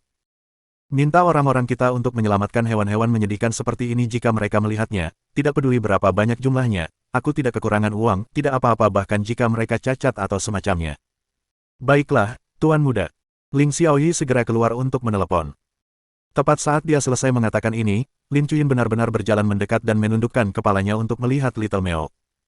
Dia bergumam, "Dali, mengapa kalian semua begitu baik pada hewan kecil seperti ini?" Karena Lin Chuyin tidak memiliki gen emosional, atau lebih tepatnya, gen emosionalnya belum berkembang sepenuhnya. Akan sangat merepotkan untuk mencoba menjelaskannya kepadanya. Pada akhirnya, Hong Dali hanya mengangkat Little Meo dengan lembut ke atas. "Chuyin, si kecil ini sangat menyenangkan untuk diajak bermain, sangat nyaman untuk memegangnya di tanganmu, apakah kamu ingin mencoba?" "Oh, oke." Lin Chuyin mengulurkan tangannya. "Mungkin ini bisa membantuku menemukan kembali emosiku, biar aku coba." Ingatlah untuk tidak menggunakan terlalu banyak kekuatan, makhluk kecil ini sangat rapuh. Hong Dali masih sedikit khawatir dan terus memberi instruksi. "Aku tahu." Tangan Lin Chuyin sangat putih, dia bahkan bisa melihat urat-urat kecil di punggung tangannya. Sebenarnya, ngomong-ngomong, dia agak mirip dengan Little Meo, keduanya secara alami kekurangan sesuatu, dan bisa dikatakan bahwa mereka memiliki nasib yang sama. Oleh karena itu, ketika dia mengambil alih Little Meo dan memegangnya di tangannya, titik paling lembut di hatinya tampak sedikit bergerak. Sayangnya, semuanya segera kembali normal. "Oh, seekor ragdoll." Seperti yang diharapkan, hampir secara naluriah, Lin Chuyin mengatakan kondisi Little Meo saat ini. Ragdoll, mereka dianggap agak besar dalam ukuran dan berat untuk seekor kucing, kepala mereka membentuk huruf V, mata mereka besar, cerah, biru, dan berbentuk gerhana, mereka terutama diklasifikasikan menjadi color point, 3 warna atau 2 warna, ragdoll lembut, pendiam, dan sangat ramah terhadap orang-orang. Yang ini baru berusia 15 hingga 20 hari, kedua kaki depannya cacat secara alami, dengan standar medis saat ini, cukup sulit untuk menyembuhkannya. Semua orang menahan napas dan mendengarkannya. Namun, setelah selesai mengatakan ini, kata-kata Lin Chuyin tiba-tiba berubah dan perlahan berkata, "Jika kita menggunakan sistem pemandu gerakan saraf yang digabungkan dengan pelindung endoskeleton mekanis, mungkin ada gunanya." Sistem pemandu gerak saraf yang dipadukan dengan pelindung endoskeleton mekanis. Bro haha. Bagaimana mungkin dia bisa melupakan Lin Chuyin, si ahli teknologi terkuat ini? "Chuyin." Mata Hong Dali bersinar terang. "Bagaimana perkembangan teknologi yang baru saja kamu sebutkan, apakah menurutmu itu dapat diandalkan?" "Saat ini, itu masih teori." Lin Chuyin dengan lembut mengembalikan Little Meo kepada Hong Dali, nadanya tetap hambar seperti sebelumnya. "Ini termasuk bidang ilmu pengetahuan dan teknologi mikro, dalam kondisi saya saat ini, saya belum bisa mencapainya." Oh. Mendengar ini, Hong Dali merasa sedikit kecewa. Namun, suasana hatinya pulih dengan sangat cepat. Dari namanya saja, sistem pemandu gerakan saraf seharusnya terhubung ke saraf. Benda ini bahkan mungkin dihitung dalam nanometer. Tidak peduli seberapa ahli teknologi Lin Chuyin, mustahil baginya untuk dapat membuat peralatan seperti itu. Oleh karena itu, Hong Dali hanya bisa bertanya, "Lalu, apa mekanisme di baliknya, bisakah kau memberitahuku?" Mekanismenya sangat sederhana. Lin Chuyin menunjuk ke kaki depan si meong kecil. Ia masih bisa merasakan kakinya, ini menunjukkan bahwa sarafnya belum putus, hanya saja tulangnya cacat dan patah. Dengan cara ini, kita hanya perlu memotong tulang dan mengganti saraf dengan bahan lain, lalu menyambungkan kembali sarafnya. Namun, secara internasional, teknologi ini masih sebatas teori, mereka masih belum menemukan bahan yang bisa digunakan sebagai saraf, oleh karena itu, sangat sulit untuk diterapkan. Selain itu, pilihan yang lebih mudah adalah memotong kaki depannya dan menggantinya dengan anggota tubuh mekanis. Hong Dali akhirnya mengerti setelah mendengar dia berkata begitu banyak. Salah satu pilihannya adalah dengan memperbaiki tulang-tulangnya dan kemudian menyambungkan sarafnya. Dengan cara ini, kaki-kakinya akan berfungsi seperti biasa, hanya saja tulang-tulangnya diganti dengan yang baru.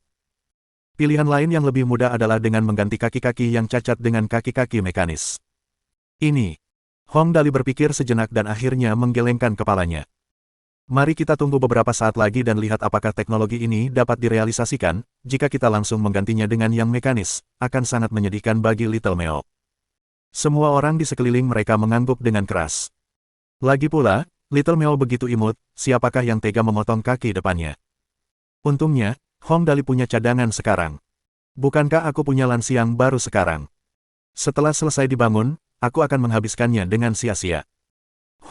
Ditambah dengan anak perusahaan teknologi dari sistem, mari kita lihat apakah aku bisa menciptakan teknologi ini. Nanti kalau sudah begitu, si Meo kecilku sudah bisa menjadi kucing biasa, haha. Adapun biaya. Apa sih, biaya itu penting bagi anak yang hilang. Namun, saat membicarakan hal itu, saat menyebut baju besi endoskeleton ini, Hong Dali langsung teringat pada baju besi eksoskeleton. Begitu teringat baju besi eksoskeleton, ia teringat pada Iron Man. Dan begitu teringat pada Iron Man, seseorang tiba-tiba datang mengetuk pintu. Tuan muda. Orang itu adalah Zhang Kai. Dia masuk setelah mengetuk pintu, tersenyum dan berkata, Tuan muda, ada yang mencari Anda. Seseorang mencariku. Hong Dali menunjuk hidungnya sendiri. Apakah aku kenal orang ini? Kau tidak mengenalnya. Zhang Kai menjawab. Tapi orang itu berkata bahwa kau pasti akan menyambutnya. Hah, aneh sekali. Aku tidak mengenalnya, tetapi aku akan menyambutnya. Siapa orang ini? Hong Dali merasa aneh dan bertanya, apakah dia mengatakan hal lain, dia pasti telah membocorkan semacam informasi, kan? Tidak mungkin aku akan menyambut siapapun yang mengatakan ini, kan? Ya, Zhang Kai tahu bahwa Hong Dali pasti tidak akan menolaknya secara langsung. Dia tersenyum dan berkata, dia mengatakan bahwa ini tentang proyeksi realitas virtual itu. Apa-apaan ini? Mendengar ini, Hong Dali langsung bergegas keluar. Karena orang itu mengatakan bahwa ini mengenai teknologi ini dan datang mencariku, tidak diragukan lagi, dia pasti dari tim yang mengembangkannya. Bukankah mereka bilang kalau mereka kekurangan uang waktu itu? Sekarang, mereka pasti kekurangan uang lagi. Kalau tidak, mereka tidak akan datang ke sini. Aku memang tidak pandai dalam hal apapun, tetapi aku punya banyak uang. Kita adalah pasangan yang cocok. Begitu Hong Dali bergegas keluar, yang lain mengikutinya dari belakang. Dengan sangat cepat, mereka sampai di ruang tamu. Seperti yang diduga, ada seorang pemuda mengenakan kaos hitam duduk di sana sambil minum teh dengan kaki disilangkan.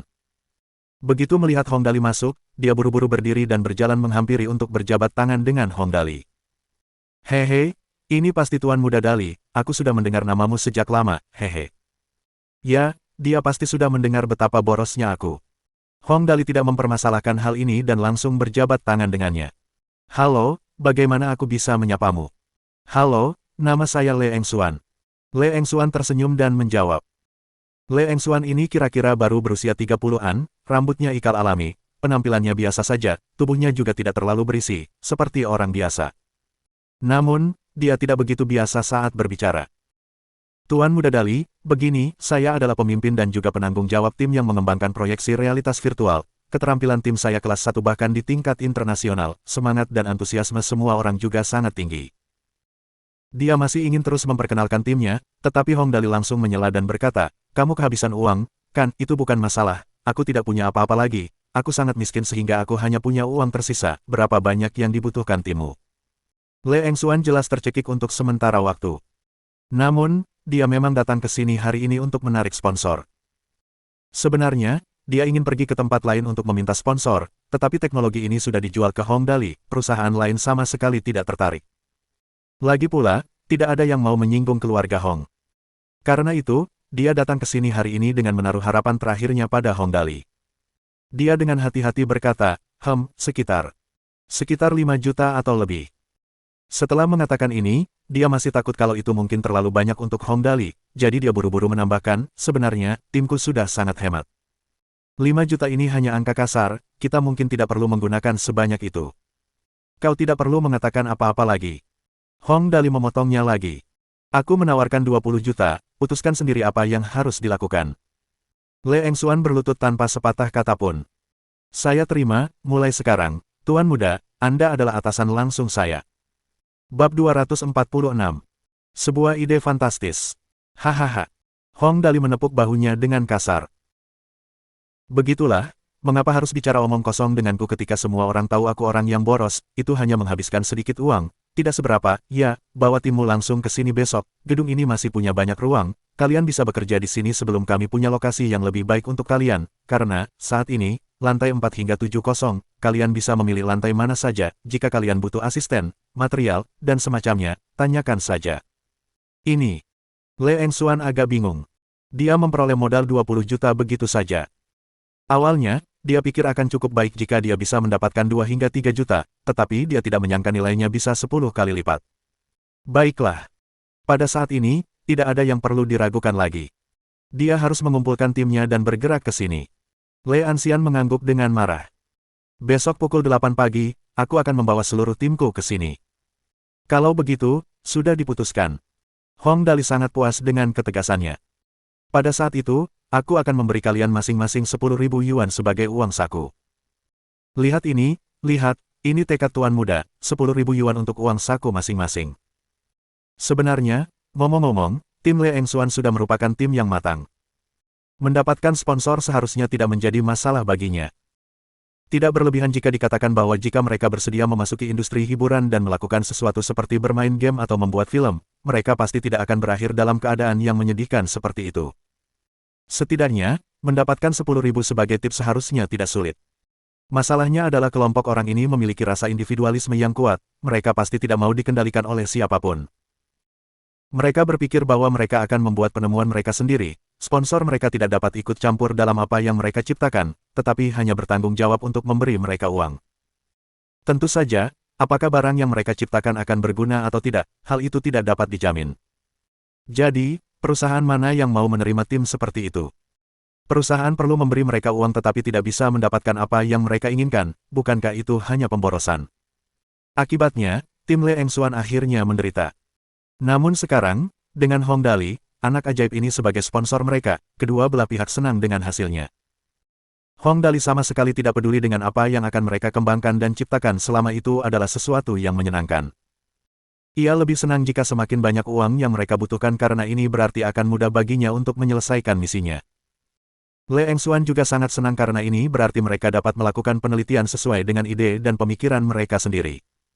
Le Engsuan dan timnya tidak memiliki ambisi yang liar dan tidak terlalu peduli dengan uang. Jika mereka benar-benar ingin mendapatkan uang, mereka tidak akan berakhir dalam keadaan seperti itu. Meski begitu, Hong Dali masih belum puas. Dia langsung bertanya pada Lin Chuyin, kenapa kamu tidak bermain dengan mereka? Oh. Lin Chuyin, si kutu buku teknologi yang tidak punya emosi ini, tiba-tiba tidak punya rencana atau arahan khusus untuk penelitiannya di masa depan, jadi dia mengangguk dan setuju tanpa berpikir panjang. Baiklah, karena tidak apa-apa bagiku untuk meneliti apapun. Hahaha, Le Engsuan, benar, mulai sekarang, aku akan memanggilmu Kakak Le saja. Hong Dali menepuk bahunya dengan kasar. Mari kita doakan agar kita bisa bekerja sama dengan baik di masa mendatang. Kolaborasi yang menyenangkan. Le Engsuan sangat senang. Kami pasti tidak akan mengecewakan Anda, Tuan Muda. Terakhir, Hong Dali menamai laboratorium mereka Photon Force Laboratory, sebagai peringatan atas anime berjudul Mazinger Z di kehidupan sebelumnya. Kemudian, Le Engsuan dan Lin Chuyin sama-sama menyatakan bahwa mereka tidak memiliki pendapat apapun tentang hal itu. Oleh karena itu, laboratorium penelitian sains yang paling mengagumkan dalam sejarah, Laboratorium Kekuatan Foton, didirikan. Saudara Le. Karena nama laboratorium sudah diputuskan, Hong Dali tentu saja bertanya apa yang sedang mereka teliti. Sebelumnya, saya melihat bahwa proyeksi realitas virtual yang dihasilkan tim Anda sudah cukup lengkap, mengapa Anda masih kekurangan begitu banyak uang sekarang? Semua orang juga cukup penasaran. Benar saja, selama pelelangan, teknologi mereka sudah cukup lengkap, meskipun masih sedikit kurang, mereka masih memiliki 2 juta yuan yang dibayarkan oleh Hong Dali untuk itu. Tapi sekarang, uangnya masih belum cukup. Ini tidak masuk akal. Ketika menyinggung hal ini, Le Engsuan merasa sedikit malu. Begini, yang kami jual kepada Tuan Muda belum lengkap, Anda harus tahu bahwa jas yang Anda beli hanya dapat menggambarkan kerangkanya secara kasar, masih banyak detail yang tidak dapat ditampilkan. Hong Dali tidak begitu yakin tentang hal ini, tetapi Lin Chuyin yakin. Oh, benar juga, itu hanya bisa menunjukkan garis besarnya saja, banyak aspek yang tidak bisa ditunjukkan, seperti jari-jarinya. Ah, sekarang aku mengerti. Kali ini, Hong Dali akhirnya mengerti. Yang berarti ketika kamu menjual sistem ini kepadaku, sistem itu hanya bisa menggambarkan garis besarnya saja, misalnya, ketika aku menggerakkan siku, sistem itu akan terlihat seperti sepotong kayu atau robot yang bergerak, benar begitu. Ya. Le Engsuan menjelaskan, tidak banyak area pada pakaian itu yang digunakan untuk menemukan simpul-simpul tertentu, dan hanya ada sekitar 120 simpul.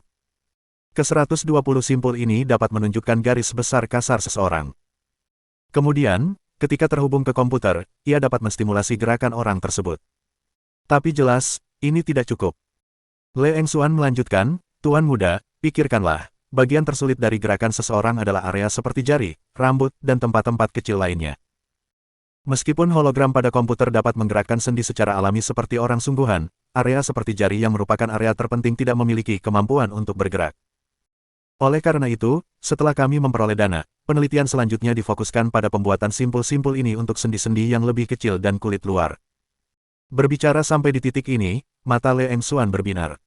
Selama kita menyelesaikan ini, ketika seseorang mengenakan kostum, semua gerakan akan dapat tercermin dengan sempurna ke dalam komputer. Hanya pada tahap ini proyeksi realitas virtual sepenuhnya selesai. Begitu dia mengatakan ini, semua orang yang hadir mengerti. Yang dimiliki Hong Dali hanyalah produk setengah jadi. Gerakan yang tercermin di komputer mirip dengan robot. Namun begitu mereka menyelesaikan penelitiannya sepenuhnya, orang yang terpantul di komputer akan menjadi serupa dengan orang sungguhan, mampu bergerak seperti manusia sungguhan. Saat ini, Tang Muxin bertanya dengan lembut, meskipun teknologi ini kedengarannya sangat luar biasa, pertanyaannya adalah, apa gunanya? Jika kita ingin gerakan seseorang di komputer atau semacamnya, kita cukup merekamnya dari orang sungguhan, mengapa perlu melakukan ini? Pertanyaannya sederhana dan juga sangat langsung, tetapi ini adalah bagian yang membuat Le Engsuan dan timnya paling malu, mereka sendiri juga tidak tahu untuk apa teknologi ini bisa digunakan. Sebenarnya, apa yang dikatakan Tang Muxin tidak salah. Ini hanya memasukkan gerakan seseorang ke dalam komputer, tetapi ada cara yang jauh lebih mudah untuk melakukannya, cukup gunakan perekam. Oleh karena itu, Le Engsuan merasa sangat malu. Ini, kami masih belum memikirkannya. Berbicara sampai titik ini, dia menjadi sedikit gugup. Tetapi saya yakin bahwa teknologi ini pasti ada gunanya, pasti ada, 100% berguna. Melihat kegugupannya, semua orang langsung tertawa. Ling Xiaoyi berkata tanpa daya, orang ini bahkan tidak yakin dengan kegunaan sesuatu yang dia ciptakan sendiri. Kalian semua memalukan, kalian semua benar-benar membuatku malu. Tanpa diduga, Hong Dali menggelengkan kepalanya. Apakah kalian semua mengerti apa yang disebut romansa dimensi kedua? Apakah kalian mengerti apa yang disebut impian para gek? Jika tidak, maka jangan katakan apapun. Menurutku, proyeksi realitas virtual ini benar-benar luar biasa, luar biasa, luar biasa sekali. Tang Muxin tidak yakin. Kalau begitu, Dali, katakan pada kami, bagaimana teknologi ini bisa luar biasa, jadi bagaimana jika itu bisa mengubah orang dimensi ketiga menjadi orang dimensi kedua, itu bisa dilakukan dengan meminta seseorang membuat anime, aksi yang mereka gambar juga tidak buruk. Hong Dali menggelengkan kepalanya dengan tegas. Tidak ada bandingannya, tidak ada bandingannya, hahaha, aku baru saja memikirkan sesuatu, teknologi ini, sungguh sangat berguna, pasti berguna, benar-benar tak terkalahkan. Benarkah? Mendengar perkataan Hong Dali, semua orang menyatakan bahwa mereka tidak mengerti. Meskipun teknologi ini terdengar sangat luar biasa, penggunaan sebenarnya di dunia nyata jelas tidak terlalu besar. Namun Hong Dali mengatakan bahwa itu tidak terkalahkan, ini membuat semua orang cukup terkejut. Tentu saja, ini nyata. Hong Dali tertawa terbahak-bahak dan berkata, kalian semua masih ingat karakter virtual yang kuceritakan, Hatsune Miku, kan? Begitu teknologi ini selesai, Hatsune Miku akan bisa muncul. Hatsune Miku. Tang Muxin mengulang nama itu beberapa kali dan tiba-tiba bertanya, Dali, apakah nama ini merujuk pada calon Suster Chuyin?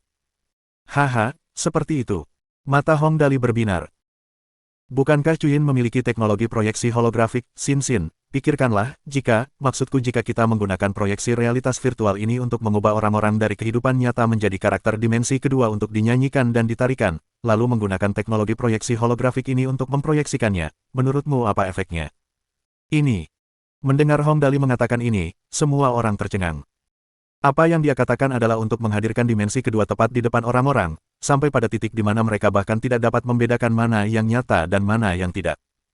Karakter dimensi kedua muncul di dimensi ketiga. Wah, hebat sekali ya. Mereka sudah bersemangat hanya dengan memikirkannya. Semua orang tercengang, Tang Muxin bahkan menatap Hong Dali dengan mata penuh kekaguman.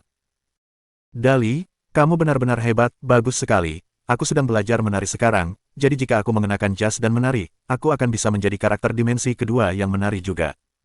Benar sekali. Hong Dali mengangguk bangga dan berkata, Xin, kamu yang bertanggung jawab atas gerakan tarian, kemudian, Chuyin yang bertanggung jawab atas pemrosesan karakter. Pada saat itu, Chuyin akan dapat menjadi karakter dimensi kedua dan muncul di hadapan semua orang. Pikirkanlah, betapa terkejutnya mereka. Bab 247. Lihatlah penjilatan ini. Ini ide yang bagus. Setelah mendengar kata-kata Hong Dali, Tang Muxin tertawa dan berkata, Dali, idemu ini benar-benar brilian. Lin Yanwei juga tersenyum dan berkata, Tuan muda, saya juga punya ide. Saudari Yanwei, apa idemu, katakan pada kami. Hong Dali bertanya dengan tergesa-gesa. Tuan muda, bukankah kita punya Yama Singer? Lin Yanwei tersenyum dan berkata, untuk 2 tahap terakhir, pasti akan ada slot kosong, pada saat itu, akan merepotkan bagi kita untuk menemukan seseorang untuk mengisinya. Kita mungkin juga membiarkan Hatsune Miku memasuki panggung. Saya pikir efeknya pasti akan cukup bagus. Wah, wow. Mata Hong Dali kembali memancarkan cahaya kemasan. Ini ide yang bagus, gila, sudah diputuskan. Hatsune Miku akan naik panggung. Ya, bagus sekali. Aku juga punya beberapa lagu. Oh ya, Chuyin, bisakah kau membuat sistem nyanyian untuk karakter virtual itu? Seperti, ya, misalnya, lagu untuk karakter ini termasuk dalam satu sistem. Nadanya sudah ditetapkan, kita tinggal memasukkan lirik dan nadanya, lalu dia bisa menyanyikannya sendiri. Oh. Lin Chuyin berpikir sejenak lalu berkata, itu seharusnya tidak menjadi masalah. Sudah diputuskan, kalau begitu. Hong Dali tertawa terbahak-bahak. Waktunya sempit, oh benar, Sister Yanwei, di panggung mana Yama Singer sekarang? Lin Yanwei menjawab, minggu depan akan memasuki tahap kelima, kita punya waktu sekitar 4 minggu lagi, waktunya memang agak mepet. Jangan takut. Hong Dali menatap Le Engsuan yang bersemangat. Saudara Le, aku tidak akan menerima omong kosong lagi, minta timmu untuk pindah ke sini besok, aku akan memberimu 5 juta dulu, beli saja apapun yang kamu butuhkan, yang aku inginkan sekarang adalah kecepatan, jangan takut untuk menghabiskan uang, aku tidak punya apa-apa lagi selain menjadi konyol dan punya banyak uang. Oh, oke. Ini mungkin pertama kalinya Le Engsuan mendengar seseorang menggambarkan dirinya seperti ini. Untuk sesaat, dia bingung apakah harus menangis atau tertawa. Chuyin. Hong Dali memberi instruksi pada Lin Chuyin. Sebaiknya kau pindahkan laboratoriummu ke sini juga, sistem nyanyian ini harus diselesaikan secepat mungkin. Kau mungkin tidak bisa menyelesaikannya sendiri, tapi tidak apa-apa, aku akan meminta kepala biro untuk mengirim beberapa orang untuk membantu, kurasa dia akan membantuku. Oh, oke. Lin Chuyin langsung mengangguk. Lagi pula, menciptakan citra dirinya yang lain adalah sesuatu yang ingin dia lakukan. Karena itu, Hong Dali meregangkan pinggangnya dan berkata, semuanya, mari kita mulai bersiap sekarang, Saudari Xiaoyi, pergi dan cari orang untuk mempersiapkan pemindahan rumah. Untuk pihak Chuyin, kami akan pergi sendiri, Saudari Xiaoyi, kau akan bertanggung jawab atas pihak Saudara Le. Dimengerti.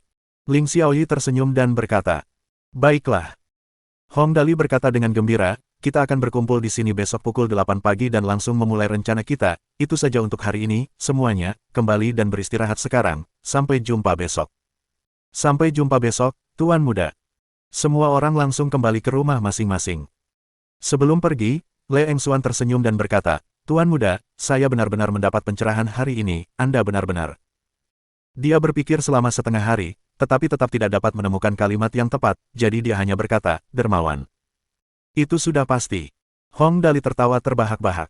Aku tidak pandai dalam hal lain, hanya saja aku berani mengeluarkan uang. Jangan khawatir, timmu pasti tidak akan menderita setelah mereka mengikutiku. Hehe, aku tahu. Le Engsuan langsung berdiri dan pergi.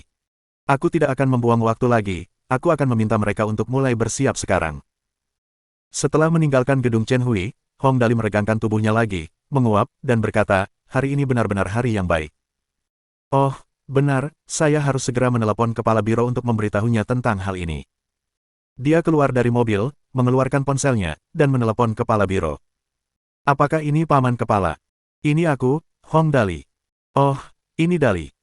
Kepala biro tertawa dan berkata, sekarang sudah larut malam, apakah kamu belum tidur? Saya ingat kondisi tubuhmu tidak begitu baik, kamu perlu lebih banyak istirahat. Hehe, terima kasih, paman kepala, atas perhatianmu. Hong Dali mengungkapkan rasa terima kasihnya yang tulus atas perhatian kepala biro. Semoga gigimu bagus dan perutmu sehat sehingga semua yang kamu makan akan enak dan tubuhmu sehat. Sopir Wang Mingyu dan Tang Muxin sama-sama merinding setelah mendengar kata-kata Hong Dali. Kulit Dali ini benar-benar tebal sampai mencapai batas tertentu, lihat bagaimana dia menjilat kepala biro.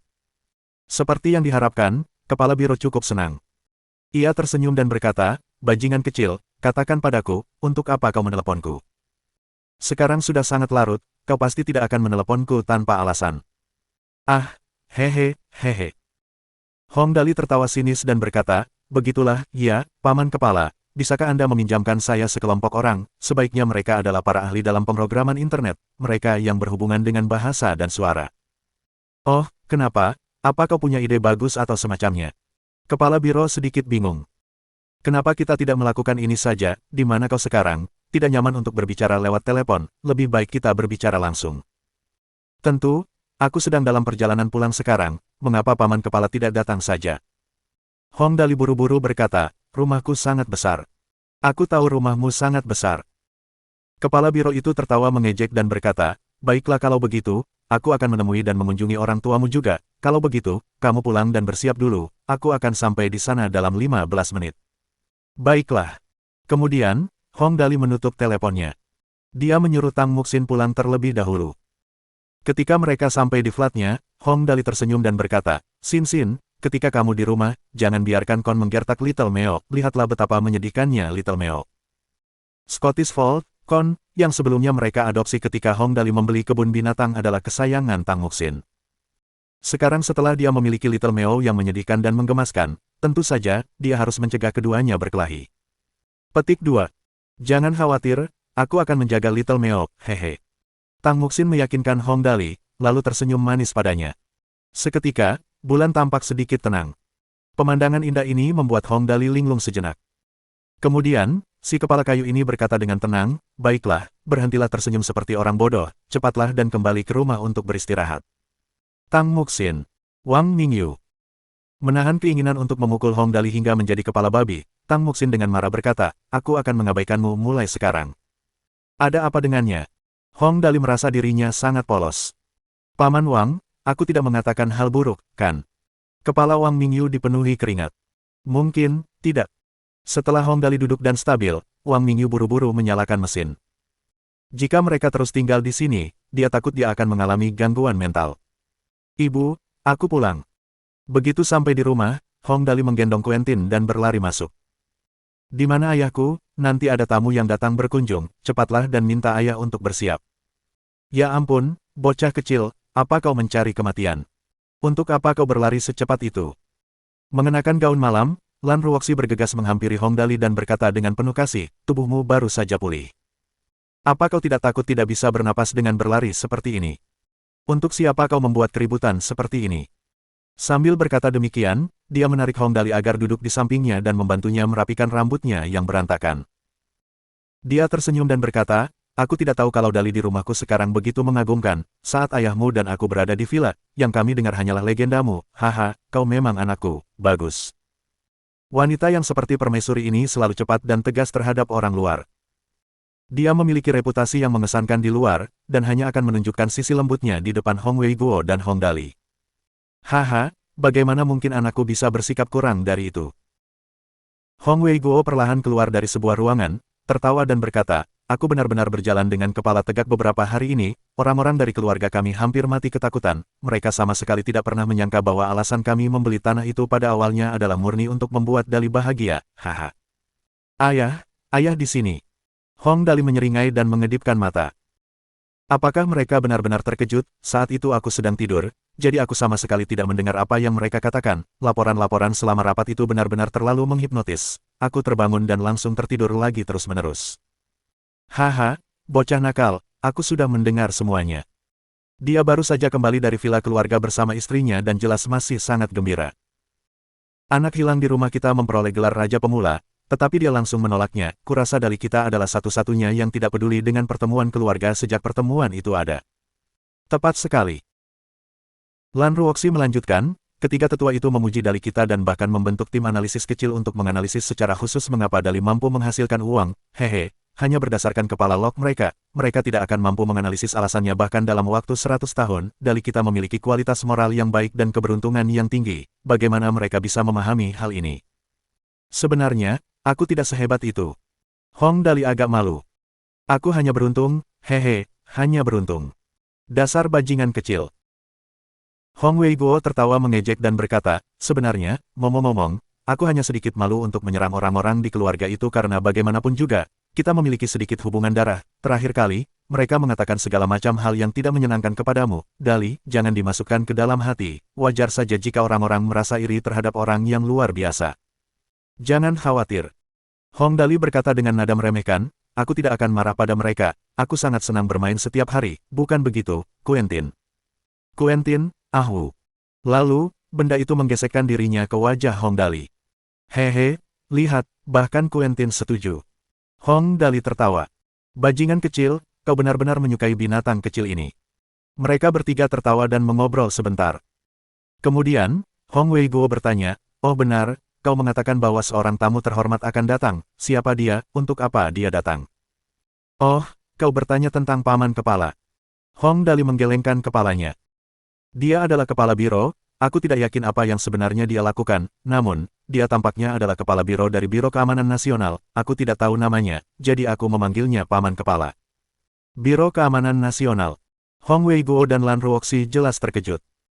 Bajingan kecil, apa yang kau lakukan hingga mengundang kepala Biro Keamanan Nasional, kenapa kau tidak mengatakannya lebih awal? Bab 248. Hambatan Teknologi Hollywood. Ngomong-ngomong, meskipun jabatan Kepala Biro Keamanan Nasional tidaklah kecil, dia datang ke sini hanya untuk berkunjung. Apa perlu terkejut seperti itu? Aku tidak melakukan sesuatu yang buruk. Sebenarnya, Hong Dali lah yang tidak berpikir cukup dalam. Bagi Hong Weiguo dan Lan Ruoxi, itu masalah yang berbeda. Kepala Biro-Biro Keamanan Nasional datang berkunjung ke rumah mereka, apa artinya itu? Itu menandakan bahwa mereka telah memperoleh pengakuan dari tentara negara. Tidak berlebihan jika dikatakan bahwa selama mereka tidak melakukan sesuatu yang tidak dapat dimaafkan, mulai sekarang, setidaknya di kalangan politik, tidak ada seorang pun yang berani menyentuh keluarga mereka. Kepala Biro-Biro Keamanan Nasional memiliki hubungan dengan keluarga mereka, siapa yang berani mengabaikan fakta ini? Sebelumnya, Zhu Guangyuan mengirim si idiot, Kapten Zhao, untuk mengambil alih gua bawah tanah keluarga mereka. Bahkan sampai sekarang, Hong Weiguo tidak mencari masalah dengannya karena akan ada akibatnya jika mereka yang dari dunia bisnis mencoba membalas dendam kepada mereka yang dari politik. Namun sekarang kepala biro datang berkunjung ke rumah mereka, semuanya menjadi mudah. Selama kepala biro sedikit saja mengungkapkan hubungan mereka, Zhu Guangyuan pasti akan ketakutan sampai mengompol. Tidak, ini tidak bisa dilakukan, aku harus bergegas dan membuat beberapa persiapan. Hong Weiguo buru-buru berdiri. Keluarga Hong saat ini tidak dapat dibandingkan dengan saat negara baru saja dibangun, kita tidak bisa ceroboh saat menghadapi orang besar seperti ini. Dia benar. Sebagai salah satu dari dua kerajaan yang membangun negara, untuk menjaga keharmonisan rakyat, pemimpin klan pertama keluarga Hong membagi keturunannya menjadi dua cabang, satu di dunia bisnis dan satu di dunia politik. Tetua tua Hong Tu termasuk dalam cabang bisnis sedangkan tetua kedua Hong Wei termasuk dalam cabang politik. Namun karena demokrasi, pemimpin negara telah berganti beberapa kali, setidaknya 10 kali lebih. Adapun keluarga Hong, mereka tidak bisa terus mengendalikan pemerintahan. Jadi, setelah bertahun-tahun, pengaruh mereka dalam pemerintahan telah menurun. Sebenarnya, ini adalah hal yang baik bagi keluarga Hong. Bagaimanapun, mengikuti seorang raja sama saja dengan mengikuti seekor harimau, jika mereka sendiri bukan pemimpin sejati negara, tidak ada yang bisa menjamin bahwa mereka terkadang akan memilih pihak yang salah. Oleh karena itu, keluarga Hong saat ini memutuskan untuk menjadi keluarga kaya saja. Lihat, aku hanya orang kaya yang pasti akan mendukung negara, katakan padaku jika kalian membutuhkanku, tetapi aku tidak terlibat dalam politik lagi, kalian dapat melakukan apapun yang kalian inginkan, itu tidak ada hubungannya denganku.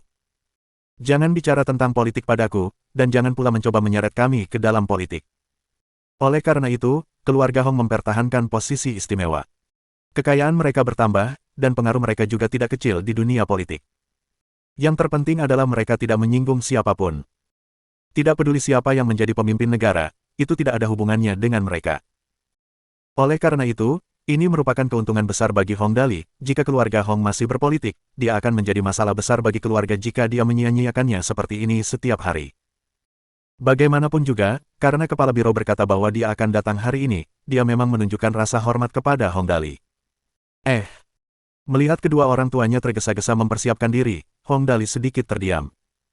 Akhirnya, dia memeluk Quentin dan berbaring di sofa. Lupakan saja, Quentin, kita berdua akan beristirahat saja. Setelah 2 atau 3 menit, ketika Hong Wei-guo dan Lan Ruoxi baru saja selesai mempersiapkan diri, suara baling-baling helikopter di luar rumah terdengar. Tidak diragukan lagi, seseorang yang bisa menggunakan helikopter untuk pergi keluar, itu pasti paman kepala. Dengan sangat cepat, helikopter mendarat, dan kepala biro perlahan-lahan turun dari helikopter. Ketika melihat Hong Wei-guo dan istrinya berjalan mendekat untuk menyambutnya, ia mengulurkan tangannya terlebih dahulu, tersenyum dan berkata, "Ini pasti Tuan Hong, salam untuk Anda." "Hehe, salam kenal juga, kepala biro, kehadiranmu membawa cahaya ke tempat tinggalku yang sederhana." Hong Wei-guo berjabat tangan dengan kepala biro, tersenyum dan berkata, "Silakan masuk." Sebagai pemimpin Biro Keamanan Nasional, identitas kepala biro cukup misterius. Bahkan Hong Wei-guo tidak tahu namanya. Namun, dia memiliki kesan samar tentang kepala biro. Dia jelas orang yang sangat penting, Hong Wei-guo sepertinya pernah melihatnya di suatu tempat. "Ya ampun, jika rumahmu adalah rumah sederhana, maka rumahku hanyalah rumah beratap jerami." Kepala biro tertawa dan berkata, ngomong-ngomong, aku benar-benar iri dengan keluarga Hongmu. Keluargamu menjauhkan diri dari politik dan menjadi keluarga kaya, leluhurmu benar-benar memiliki pandangan jauh ke depan."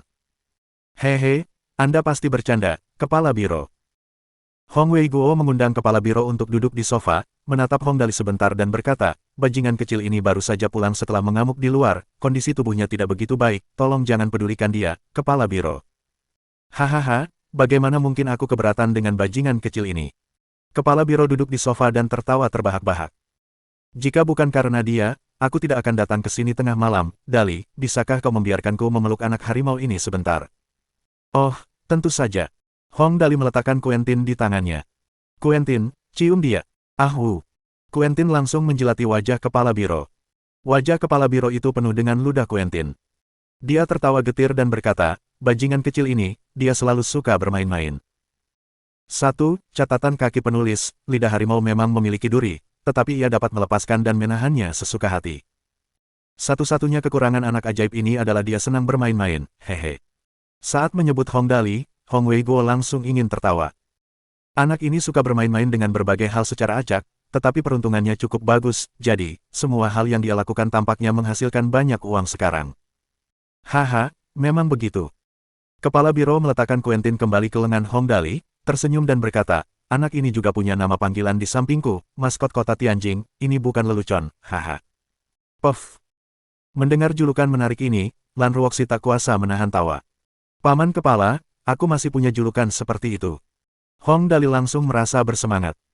"Kalau begitu, bukankah sebaiknya kau membangun patung untukku? Dengan begitu, patungku akan menjadi landmark kota Tianjing kita." "Bajingan kecil, kau bermimpi lagi." Hong Wei-guo tidak tahu apakah harus menangis atau tertawa. "Kepala biro, jangan dengarkan omong kosong bajingan kecil ini." Tanpa diduga, kepala biro benar-benar memikirkannya dengan saksama, menyentuh dagunya, lalu mengangguk dan berkata, "Ngomong-ngomong, ini sangat mungkin, tapi tidak di dalam kota." Hah! Kali ini giliran Hong Wei-guo yang terkejut. "Kepala biro, Anda tidak bercanda, kan?" "Hehe, kali ini aku tidak bercanda." Sekarang, topiknya kembali ke hal yang serius. Wajah kepala biro berubah serius dan berkata, "Kita akan memperluas sekolah yang akan dibangun Dali. Aku tidak akan menyebutkan secara spesifik, aku datang hari ini untuk mendengarkan ide barunya." Bangsa akan memperluas sekolah, Hong Wei-guo mendapat banyak informasi hanya dari beberapa kata ini saja. Pertama, keluarga mereka sekarang benar-benar memiliki Biro Keamanan Nasional sebagai pendukung mereka. Biro Keamanan Nasional ini adalah departemen independen dan sangat berkuasa. Mereka juga memiliki banyak koneksi baik di dalam maupun di luar lingkaran politik. Banyak hal yang harus diselesaikan Hong Wei-guo dengan menghabiskan puluhan juta, mereka dapat menyelesaikannya hanya dengan beberapa patah kata, bagaimanapun juga, tidak ada yang berani untuk tidak menunjukkan rasa hormat kepada mereka. Yang kedua adalah bahwa Biro Keamanan Nasional sekarang sangat menghargai Hong Dali. Setidaknya dia bisa yakin bahwa, mulai sekarang, keselamatan Hong Dali di dalam negara tidak akan menjadi masalah lagi. Ketiga, setelah sekolah itu dibangun, penggunaannya tentu tidak akan sesederhana menerima anak-anak dari keluarga miskin. Selain itu, sebagai pendiri sekolah, Hong Dali akan dapat menikmati banyak keuntungan terkait tenaga kerja di masa mendatang.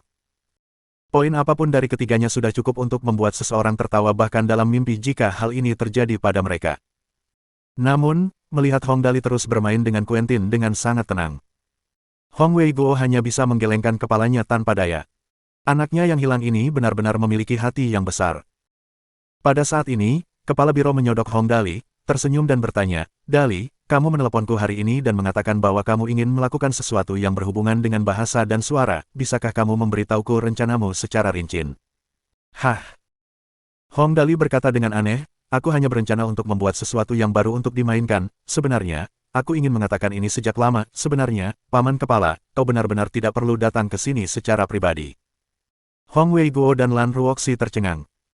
Anak ajaib ini hanya ingin membuat sesuatu untuk dimainkan dan membuat Kepala Biro Keamanan Nasional khawatir dan datang ke sini untuk menanyakannya secara langsung. Dasar bajingan kecil. Kepala Biro tertawa dan berkata dengan nada marah, "Bagimu, ini mungkin hanya untuk bersenang-senang, tapi bagiku, ini berbeda. Katakan padaku apa yang akan kau lakukan terlebih dahulu, setelah itu, aku akan memberimu beberapa saran tentang hal itu." Oh, oke. Terakhir kali, Kepala Biro ini menyarankan Lan Xiang barunya ke pabrik penelitian bawah tanah yang sangat mengagumkan. 8 profesi itu masing-masing lebih mengagumkan dari yang lain. Sekarang dia ingin menyarankannya lagi, Hong Dali tentu saja tidak akan menolak tawaran yang begitu bagus. Seperti ini, sebelumnya, saya membeli proyeksi realitas virtual itu, kan, hari ini, tim itu datang mencari saya dan saya memberi mereka 20 juta untuk digunakan untuk penelitian, lalu, saya tiba-tiba berpikir, bukankah Chuyin juga memiliki teknologi proyeksi holografik? Saya dapat menggabungkan keduanya dan membiarkan karakter anime dari dimensi kedua menjadi karakter dimensi ketiga. Selama Anda tidak menyentuhnya, mereka akan menjadi seperti manusia nyata. Tapi sekarang, kami memiliki karakter dalam pikiran, hanya saja kami belum memiliki suaranya, jadi, saya berencana untuk membuat suaranya. Dengan begitu, itu akan sempurna, kan? Hahaha, aku tahu itu. Setelah mendengar kata-kata Hong Dali, Kepala Biro tertawa terbahak-bahak dan berkata, "Aku selalu mengatakan bahwa maskot kota Tianjing akan selalu memberi kita kejutan. Ketika kamu meneleponku tadi, aku sudah berpikir bahwa itu pasti terkait dengan film dan hiburan, namun, aku tidak menyangka kamu akan memberiku kejutan sebesar itu. Kalau begitu, Paman Kepala, apakah Anda datang sendiri hanya untuk ini?" Hong Dali bertanya dengan rasa ingin tahu, "Saya melakukan ini hanya untuk bersenang-senang. Jika ini satu-satunya alasan, mengapa aku harus begitu bahagia?" Kepala Biro tertawa dan menepuk bahu Hong Dali. "Bajingan kecil, tahukah kau bahwa tanpa sadar kau telah menembus batas teknologi film dan hiburan Amerika? Apa-apaan ini, menerobos batasan teknologi film dan hiburan Amerika? Karena aku. Apakah kamu harus mengatakannya dengan sangat mengejutkan?" Wajah Hong Dali penuh ketakutan dan menunjuk hidungnya sendiri dengan tak percaya. "Paman Kepala, Anda mengatakan bahwa itu karena saya tidak melakukan apapun. Teknologi yang saya sebutkan mungkin tidak sehebat yang Anda pikirkan." Bab 249. Demi kemuliaan negara surgawi. Bajingan kecil, bagaimana menurutmu? Kepala Biro tersenyum dan berkata, "Begini saja, industri film dan hiburan di Hollywood memang jauh lebih baik daripada di negara kita, terutama dalam hal efek khusus dan animasi. Jika kita kesampingkan efek khusus dan hanya berbicara tentang animasi terlebih dahulu, setidaknya di dalam perusahaan film di negara kita, belum ada satupun yang dapat dibandingkan dengan para taipan di Hollywood." Dia tidak salah, teknologi animasi di Hollywood selalu jauh lebih baik daripada di Heavenly State. Hong Dali setidaknya menyadari hal ini juga, dia bisa mengetahuinya hanya dari animasi dari The Heaven Sword and Dragon Sabre, Pugilistic World. Namun, karena tahu itu satu hal, Hong Dali dengan hati-hati menunjuk ke Kepala Biro. "Namun, masalahnya, apakah ini ada hubungannya denganmu? Kau tampaknya tidak bertanggung jawab atas masalah ini." Kepala Biro ini adalah pemimpin Biro Keamanan Nasional, bagaimana mungkin dia punya waktu luang untuk mengurusi masalah-masalah di industri perfilman? Kecuali kalau Biro Keamanan Nasional ini adalah otoritas terkait yang legendaris. "Hehe, sebagai warga negara surgawi."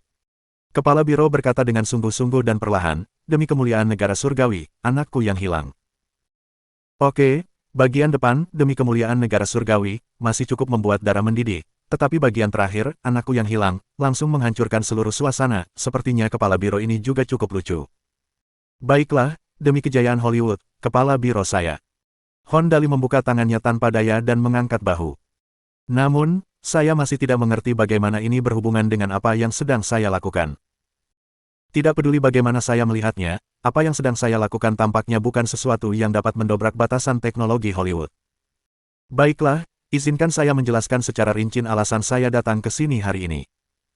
Kepala biro mengatur pikirannya dan berkata perlahan, kita harus mulai dari awal. Anda harus tahu bahwa di dunia modern ini, komputer merupakan kebutuhan dalam kehidupan kita. Banyak hal dalam kehidupan membutuhkan dukungan teknologi komputer. Sejauh ini, ada masalah. Hong Wei-guo, Hong Dali, dan Lan Ruoxi semuanya mengangguk bersama. Ini adalah era teknik elektronik, dan pada dasarnya, segala sesuatu dalam kehidupan kita sehari-hari dapat dihubungkan dengan teknologi komputer. Kepala biro melanjutkan, mengenai teknologi animasi di Hollywood, dari permukaan, teknologi mereka memang sedikit lebih kuat dibanding yang lain, namun, jika melihat di balik ini, masalahnya jauh lebih besar. Ini adalah era perdamaian dan pembangunan, tidak ada perang fisik di dunia, antar negara. Kita sekarang sedang berperang secara ekonomi, keberadaan Hollywood dan kemajuan Amerika dalam industri film memungkinkannya untuk menarik uang di seluruh dunia dengan lebih cepat. Begini, beberapa waktu lalu, Hollywood menerapkan kebijakan hambatan teknologi dan menyebabkan biaya animasi di negara kita meningkat sekitar 20%. Kalian mungkin tidak punya gambaran jelas apa arti 20% ini, tapi akan lebih mudah dipahami jika saya mengubah cara penyampaiannya. Jumlah investasi negara kita dalam animasi setiap tahun adalah 14 miliar.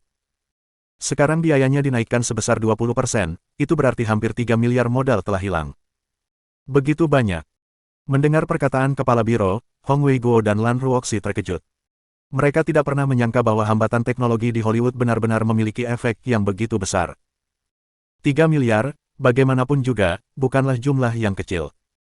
Ya, dan ini hanya untuk animasinya. Kepala biro memandang Hong Dali. Dali, apakah kamu masih ingat The Heaven Sword and Dragon Sabre? Pugilistic World yang kamu investasikan. Ada juga desain animasi di dalamnya, ya, sekitar 2 menit animasi. Biaya awalnya di bawah 1 juta, tetapi karena kendala teknologi ini dan Hollywood tidak mendukung kami dengan teknologi ini sekarang, diperlukan tambahan 200.000 yuan atau lebih untuk mencapai efek yang diinginkan. Apa-apaan ini? Hong Dali langsung mengumpat. Akhirnya ia mengerti mengapa kepala biro begitu menekankan bidang ini. Bayangkan saja, berapa banyak film yang diproduksi negara setiap tahun. Dalam lingkungan saat ini, negara sangat menekankan proyek hiburan untuk anak-anak. Ada banyak sekali film animasi komputer. Ditambah lagi, berbagai industri lain juga terlibat. Jika ditotal, uang yang dibutuhkan sungguh sangat besar. Jadi, mengapa animasi CG begitu mahal? Tanya kepala biro. Sebenarnya, alasan utamanya adalah karena pergerakan karakternya mudah kaku dan tidak nyata, oleh karena itu, mereka harus mendesain banyak model untuk karakternya. Saya tidak yakin dengan konsep sebenarnya, tetapi kira-kira seperti ini. Dan hari ini, ketika saya mendengar panggilan Anda, saya menduga bahwa Anda pasti punya beberapa ide mengenai aspek ini. Kepala biro itu berseri-seri dan berkata, saya tahu bahwa keberuntungan Anda selalu baik, hal-hal yang Anda lakukan atau ciptakan selalu tampak sangat berguna, jadi saya langsung datang untuk menemui Anda. Bagaimana? Ceritakan lebih banyak tentang rencana Anda. Oh, oke. Hong Dali tersenyum dan menjawab, kau tahu tentang Chuyin, kan? Dia tidak punya emosi dan tidak bisa tertawa atau menangis, jadi, kupikir, mengapa kita tidak membuat karakter virtual berdasarkan dirinya saja? Lalu, baguslah, aku punya proyeksi realitas virtual dan teknologi proyeksi holografik, jadi, bukankah sekarang mudah? Aku hanya perlu menggabungkan keduanya, biarkan Xin mengenakan kostum dan menari, merekam gerakannya, memasukkannya ke komputer, dan mengubahnya menjadi model karakter dimensi kedua. Berbicara sampai di titik ini, dia akhirnya menyadarinya. Bukankah ini kekakuan model animasi CG yang baru saja kamu bicarakan? Barang yang sedang aku buat ini tampaknya dapat menyelesaikan masalah ini. Hahaha, kau lihat. Kepala biro menunjuk Hong Dali dan berkata kepada Hong Wei-guo dan Lan Ruoxi, anak ini selalu beruntung, sesuatu yang dia buat tanpa sengaja benar-benar memecahkan kesulitan teknologi kita. Hong Wei-guo dan Lan Ruoxi benar-benar terdiam. Teknologi yang diutak-atik anak ini, motifnya sebenarnya hanya untuk bersenang-senang saja. Ketiganya tertawa sebentar, lalu kepala biro tersenyum dan bertanya, lalu, Dali, Apakah kamu berencana untuk menambahkan suli suara komputer juga dan membiarkan dimensi kedua Cuyin ini dirilis di acara IA Mazinger milikmu itu? Paman Kepala, kamu benar-benar pintar. Hong Dali sangat gembira. Ini benar-benar yang ingin kulakukan. Hehe, aku sudah tahu. Kepala Biro mengangguk dan bertanya, lalu, apakah kamu sudah memikirkan apa yang akan kamu lakukan selanjutnya setelah selesai masuk ke IA Mazinger? Itu akan datang, aku tahu bahwa orang tua ini pasti mempunyai ide lain. Hong Dali bertanya dengan rasa ingin tahu, saya belum memikirkan hal ini, saya hanya berpikir bahwa jika Cuyin bergabung dengan IA Mazinger, efeknya akan sangat menarik, mungkin, ini akan menjadi topik yang sangat hangat. Hehe, kamu selalu sangat ingin bermain-main. Kepala Biro mengingatkannya.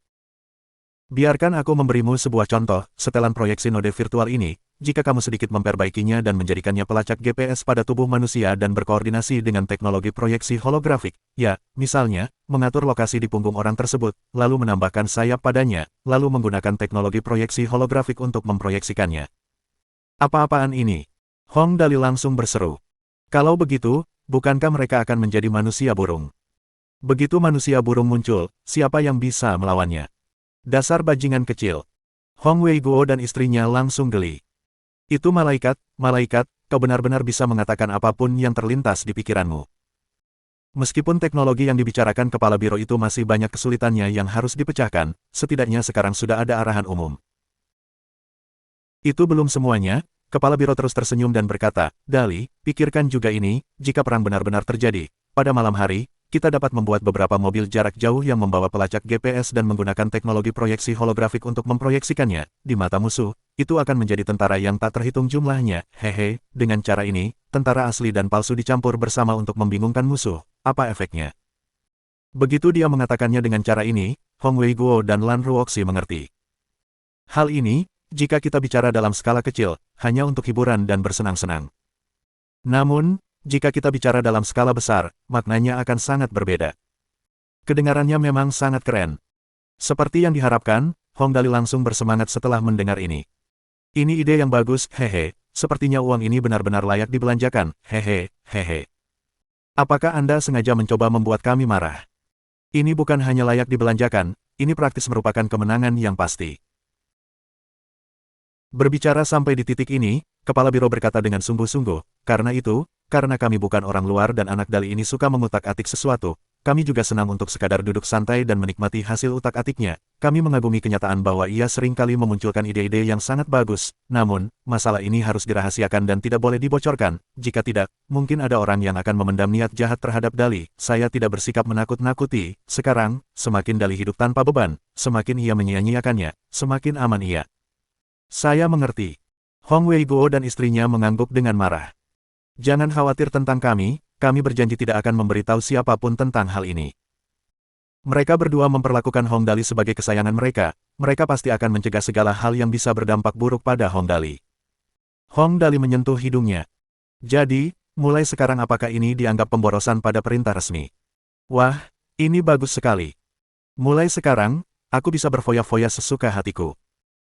Saat Hong Dali memikirkan hal ini, dia tiba-tiba menyeringai dan berkata, karena Paman Kepala sangat menghargai saya hanya bisa menggunakan teknik pemborosan ilahi saya untuk memboroskan sebanyak yang saya bisa, saya akan mengutak-atik apapun yang saya lihat dan apapun yang saya pikirkan, namun.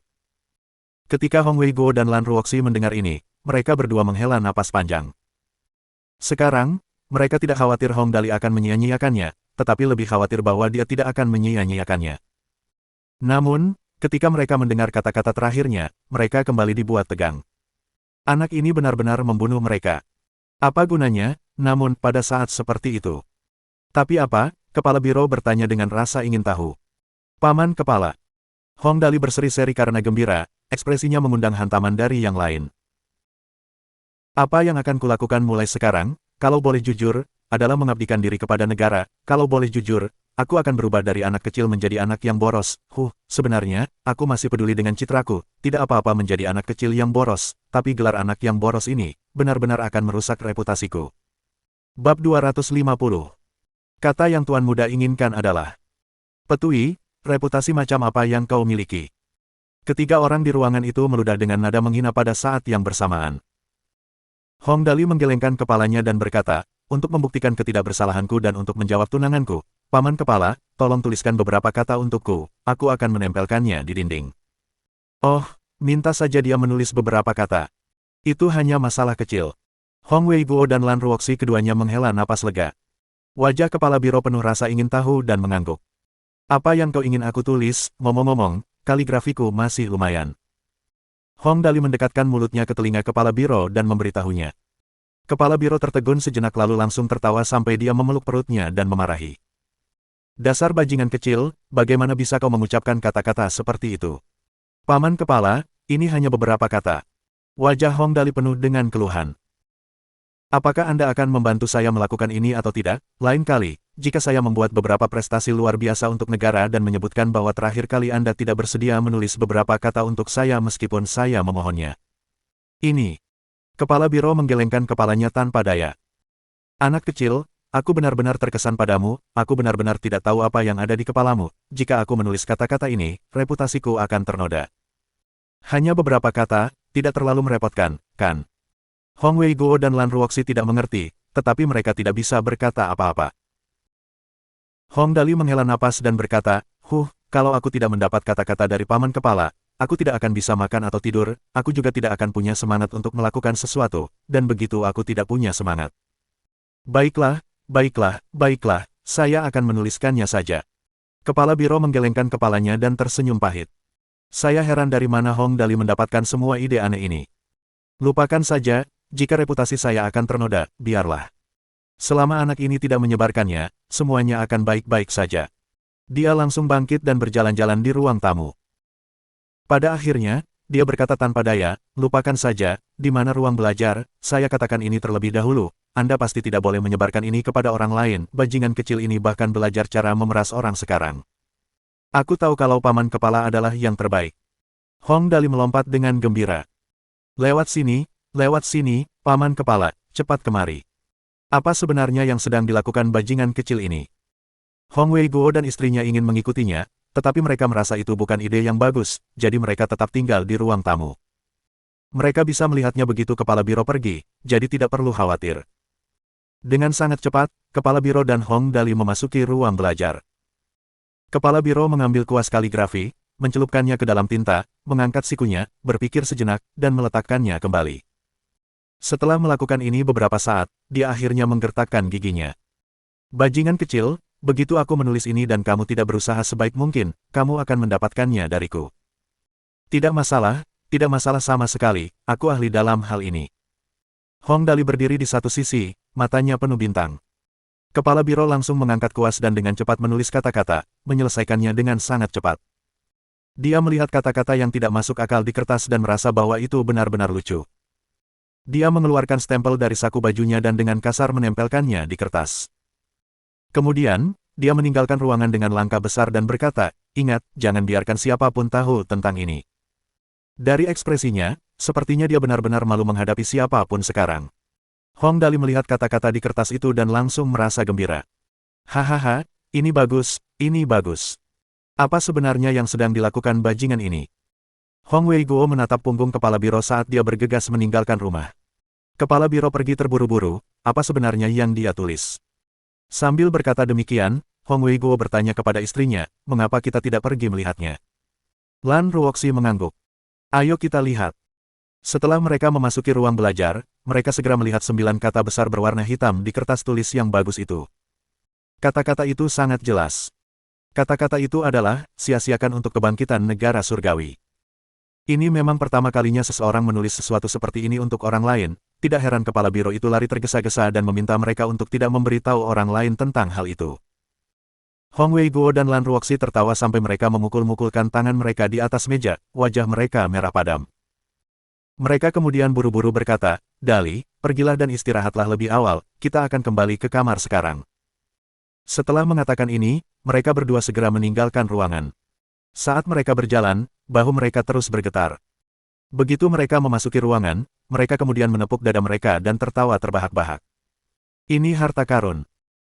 Hong Dali dengan hati-hati menyimpan kertas tulis yang bagus itu dan berkata dengan gembira, besok aku akan meminta seseorang untuk menempelkannya di dinding. Dengan ini, aku akan melihat siapa yang berani mengatakan bahwa menghambur-hamburkan uang bukanlah pekerjaan biasa, gila.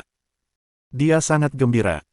Dia sekarang menyia-nyiakannya demi kebangkitan bangsa, dia akan lihat siapa yang masih berani meremehkannya sekarang. Akhirnya, Hong Dali akhirnya ingat untuk melihat nama yang tertera pada perangko itu. Dia melihatnya dengan saksama, di atasnya tertulis, dan persen, dan persen. Sial. Saya tidak mengenali huruf Cina tradisional. Saat itu malam yang tenang. Ngomong-ngomong soal itu, penyu besar tidak mendengarkan siapapun selain Hong Dali. Saat Hong Dali tidak ada, semua orang yang mendekati Big Turtle akan disambut dengan permusuhan. Sebelumnya, ada seorang pejabat pemerintah yang ingin berfoto dengan Big Turtle dan sekelompok besar orang. Kemudian, hampir semuanya dilempar oleh Big Turtle, dan pejabat pemerintah itu hampir diinjak-injak sampai mati oleh Big Turtle. Kali ini, semua orang akhirnya yakin. Bukan hanya rakyat jelata, bahkan berbagai pejabat yang datang untuk memeriksa, meskipun mereka masih memanggil Hong Dali, si anak hilang dari keluarga Hong, itu lebih seperti candaan. Tidak ada yang berani meremehkannya lagi.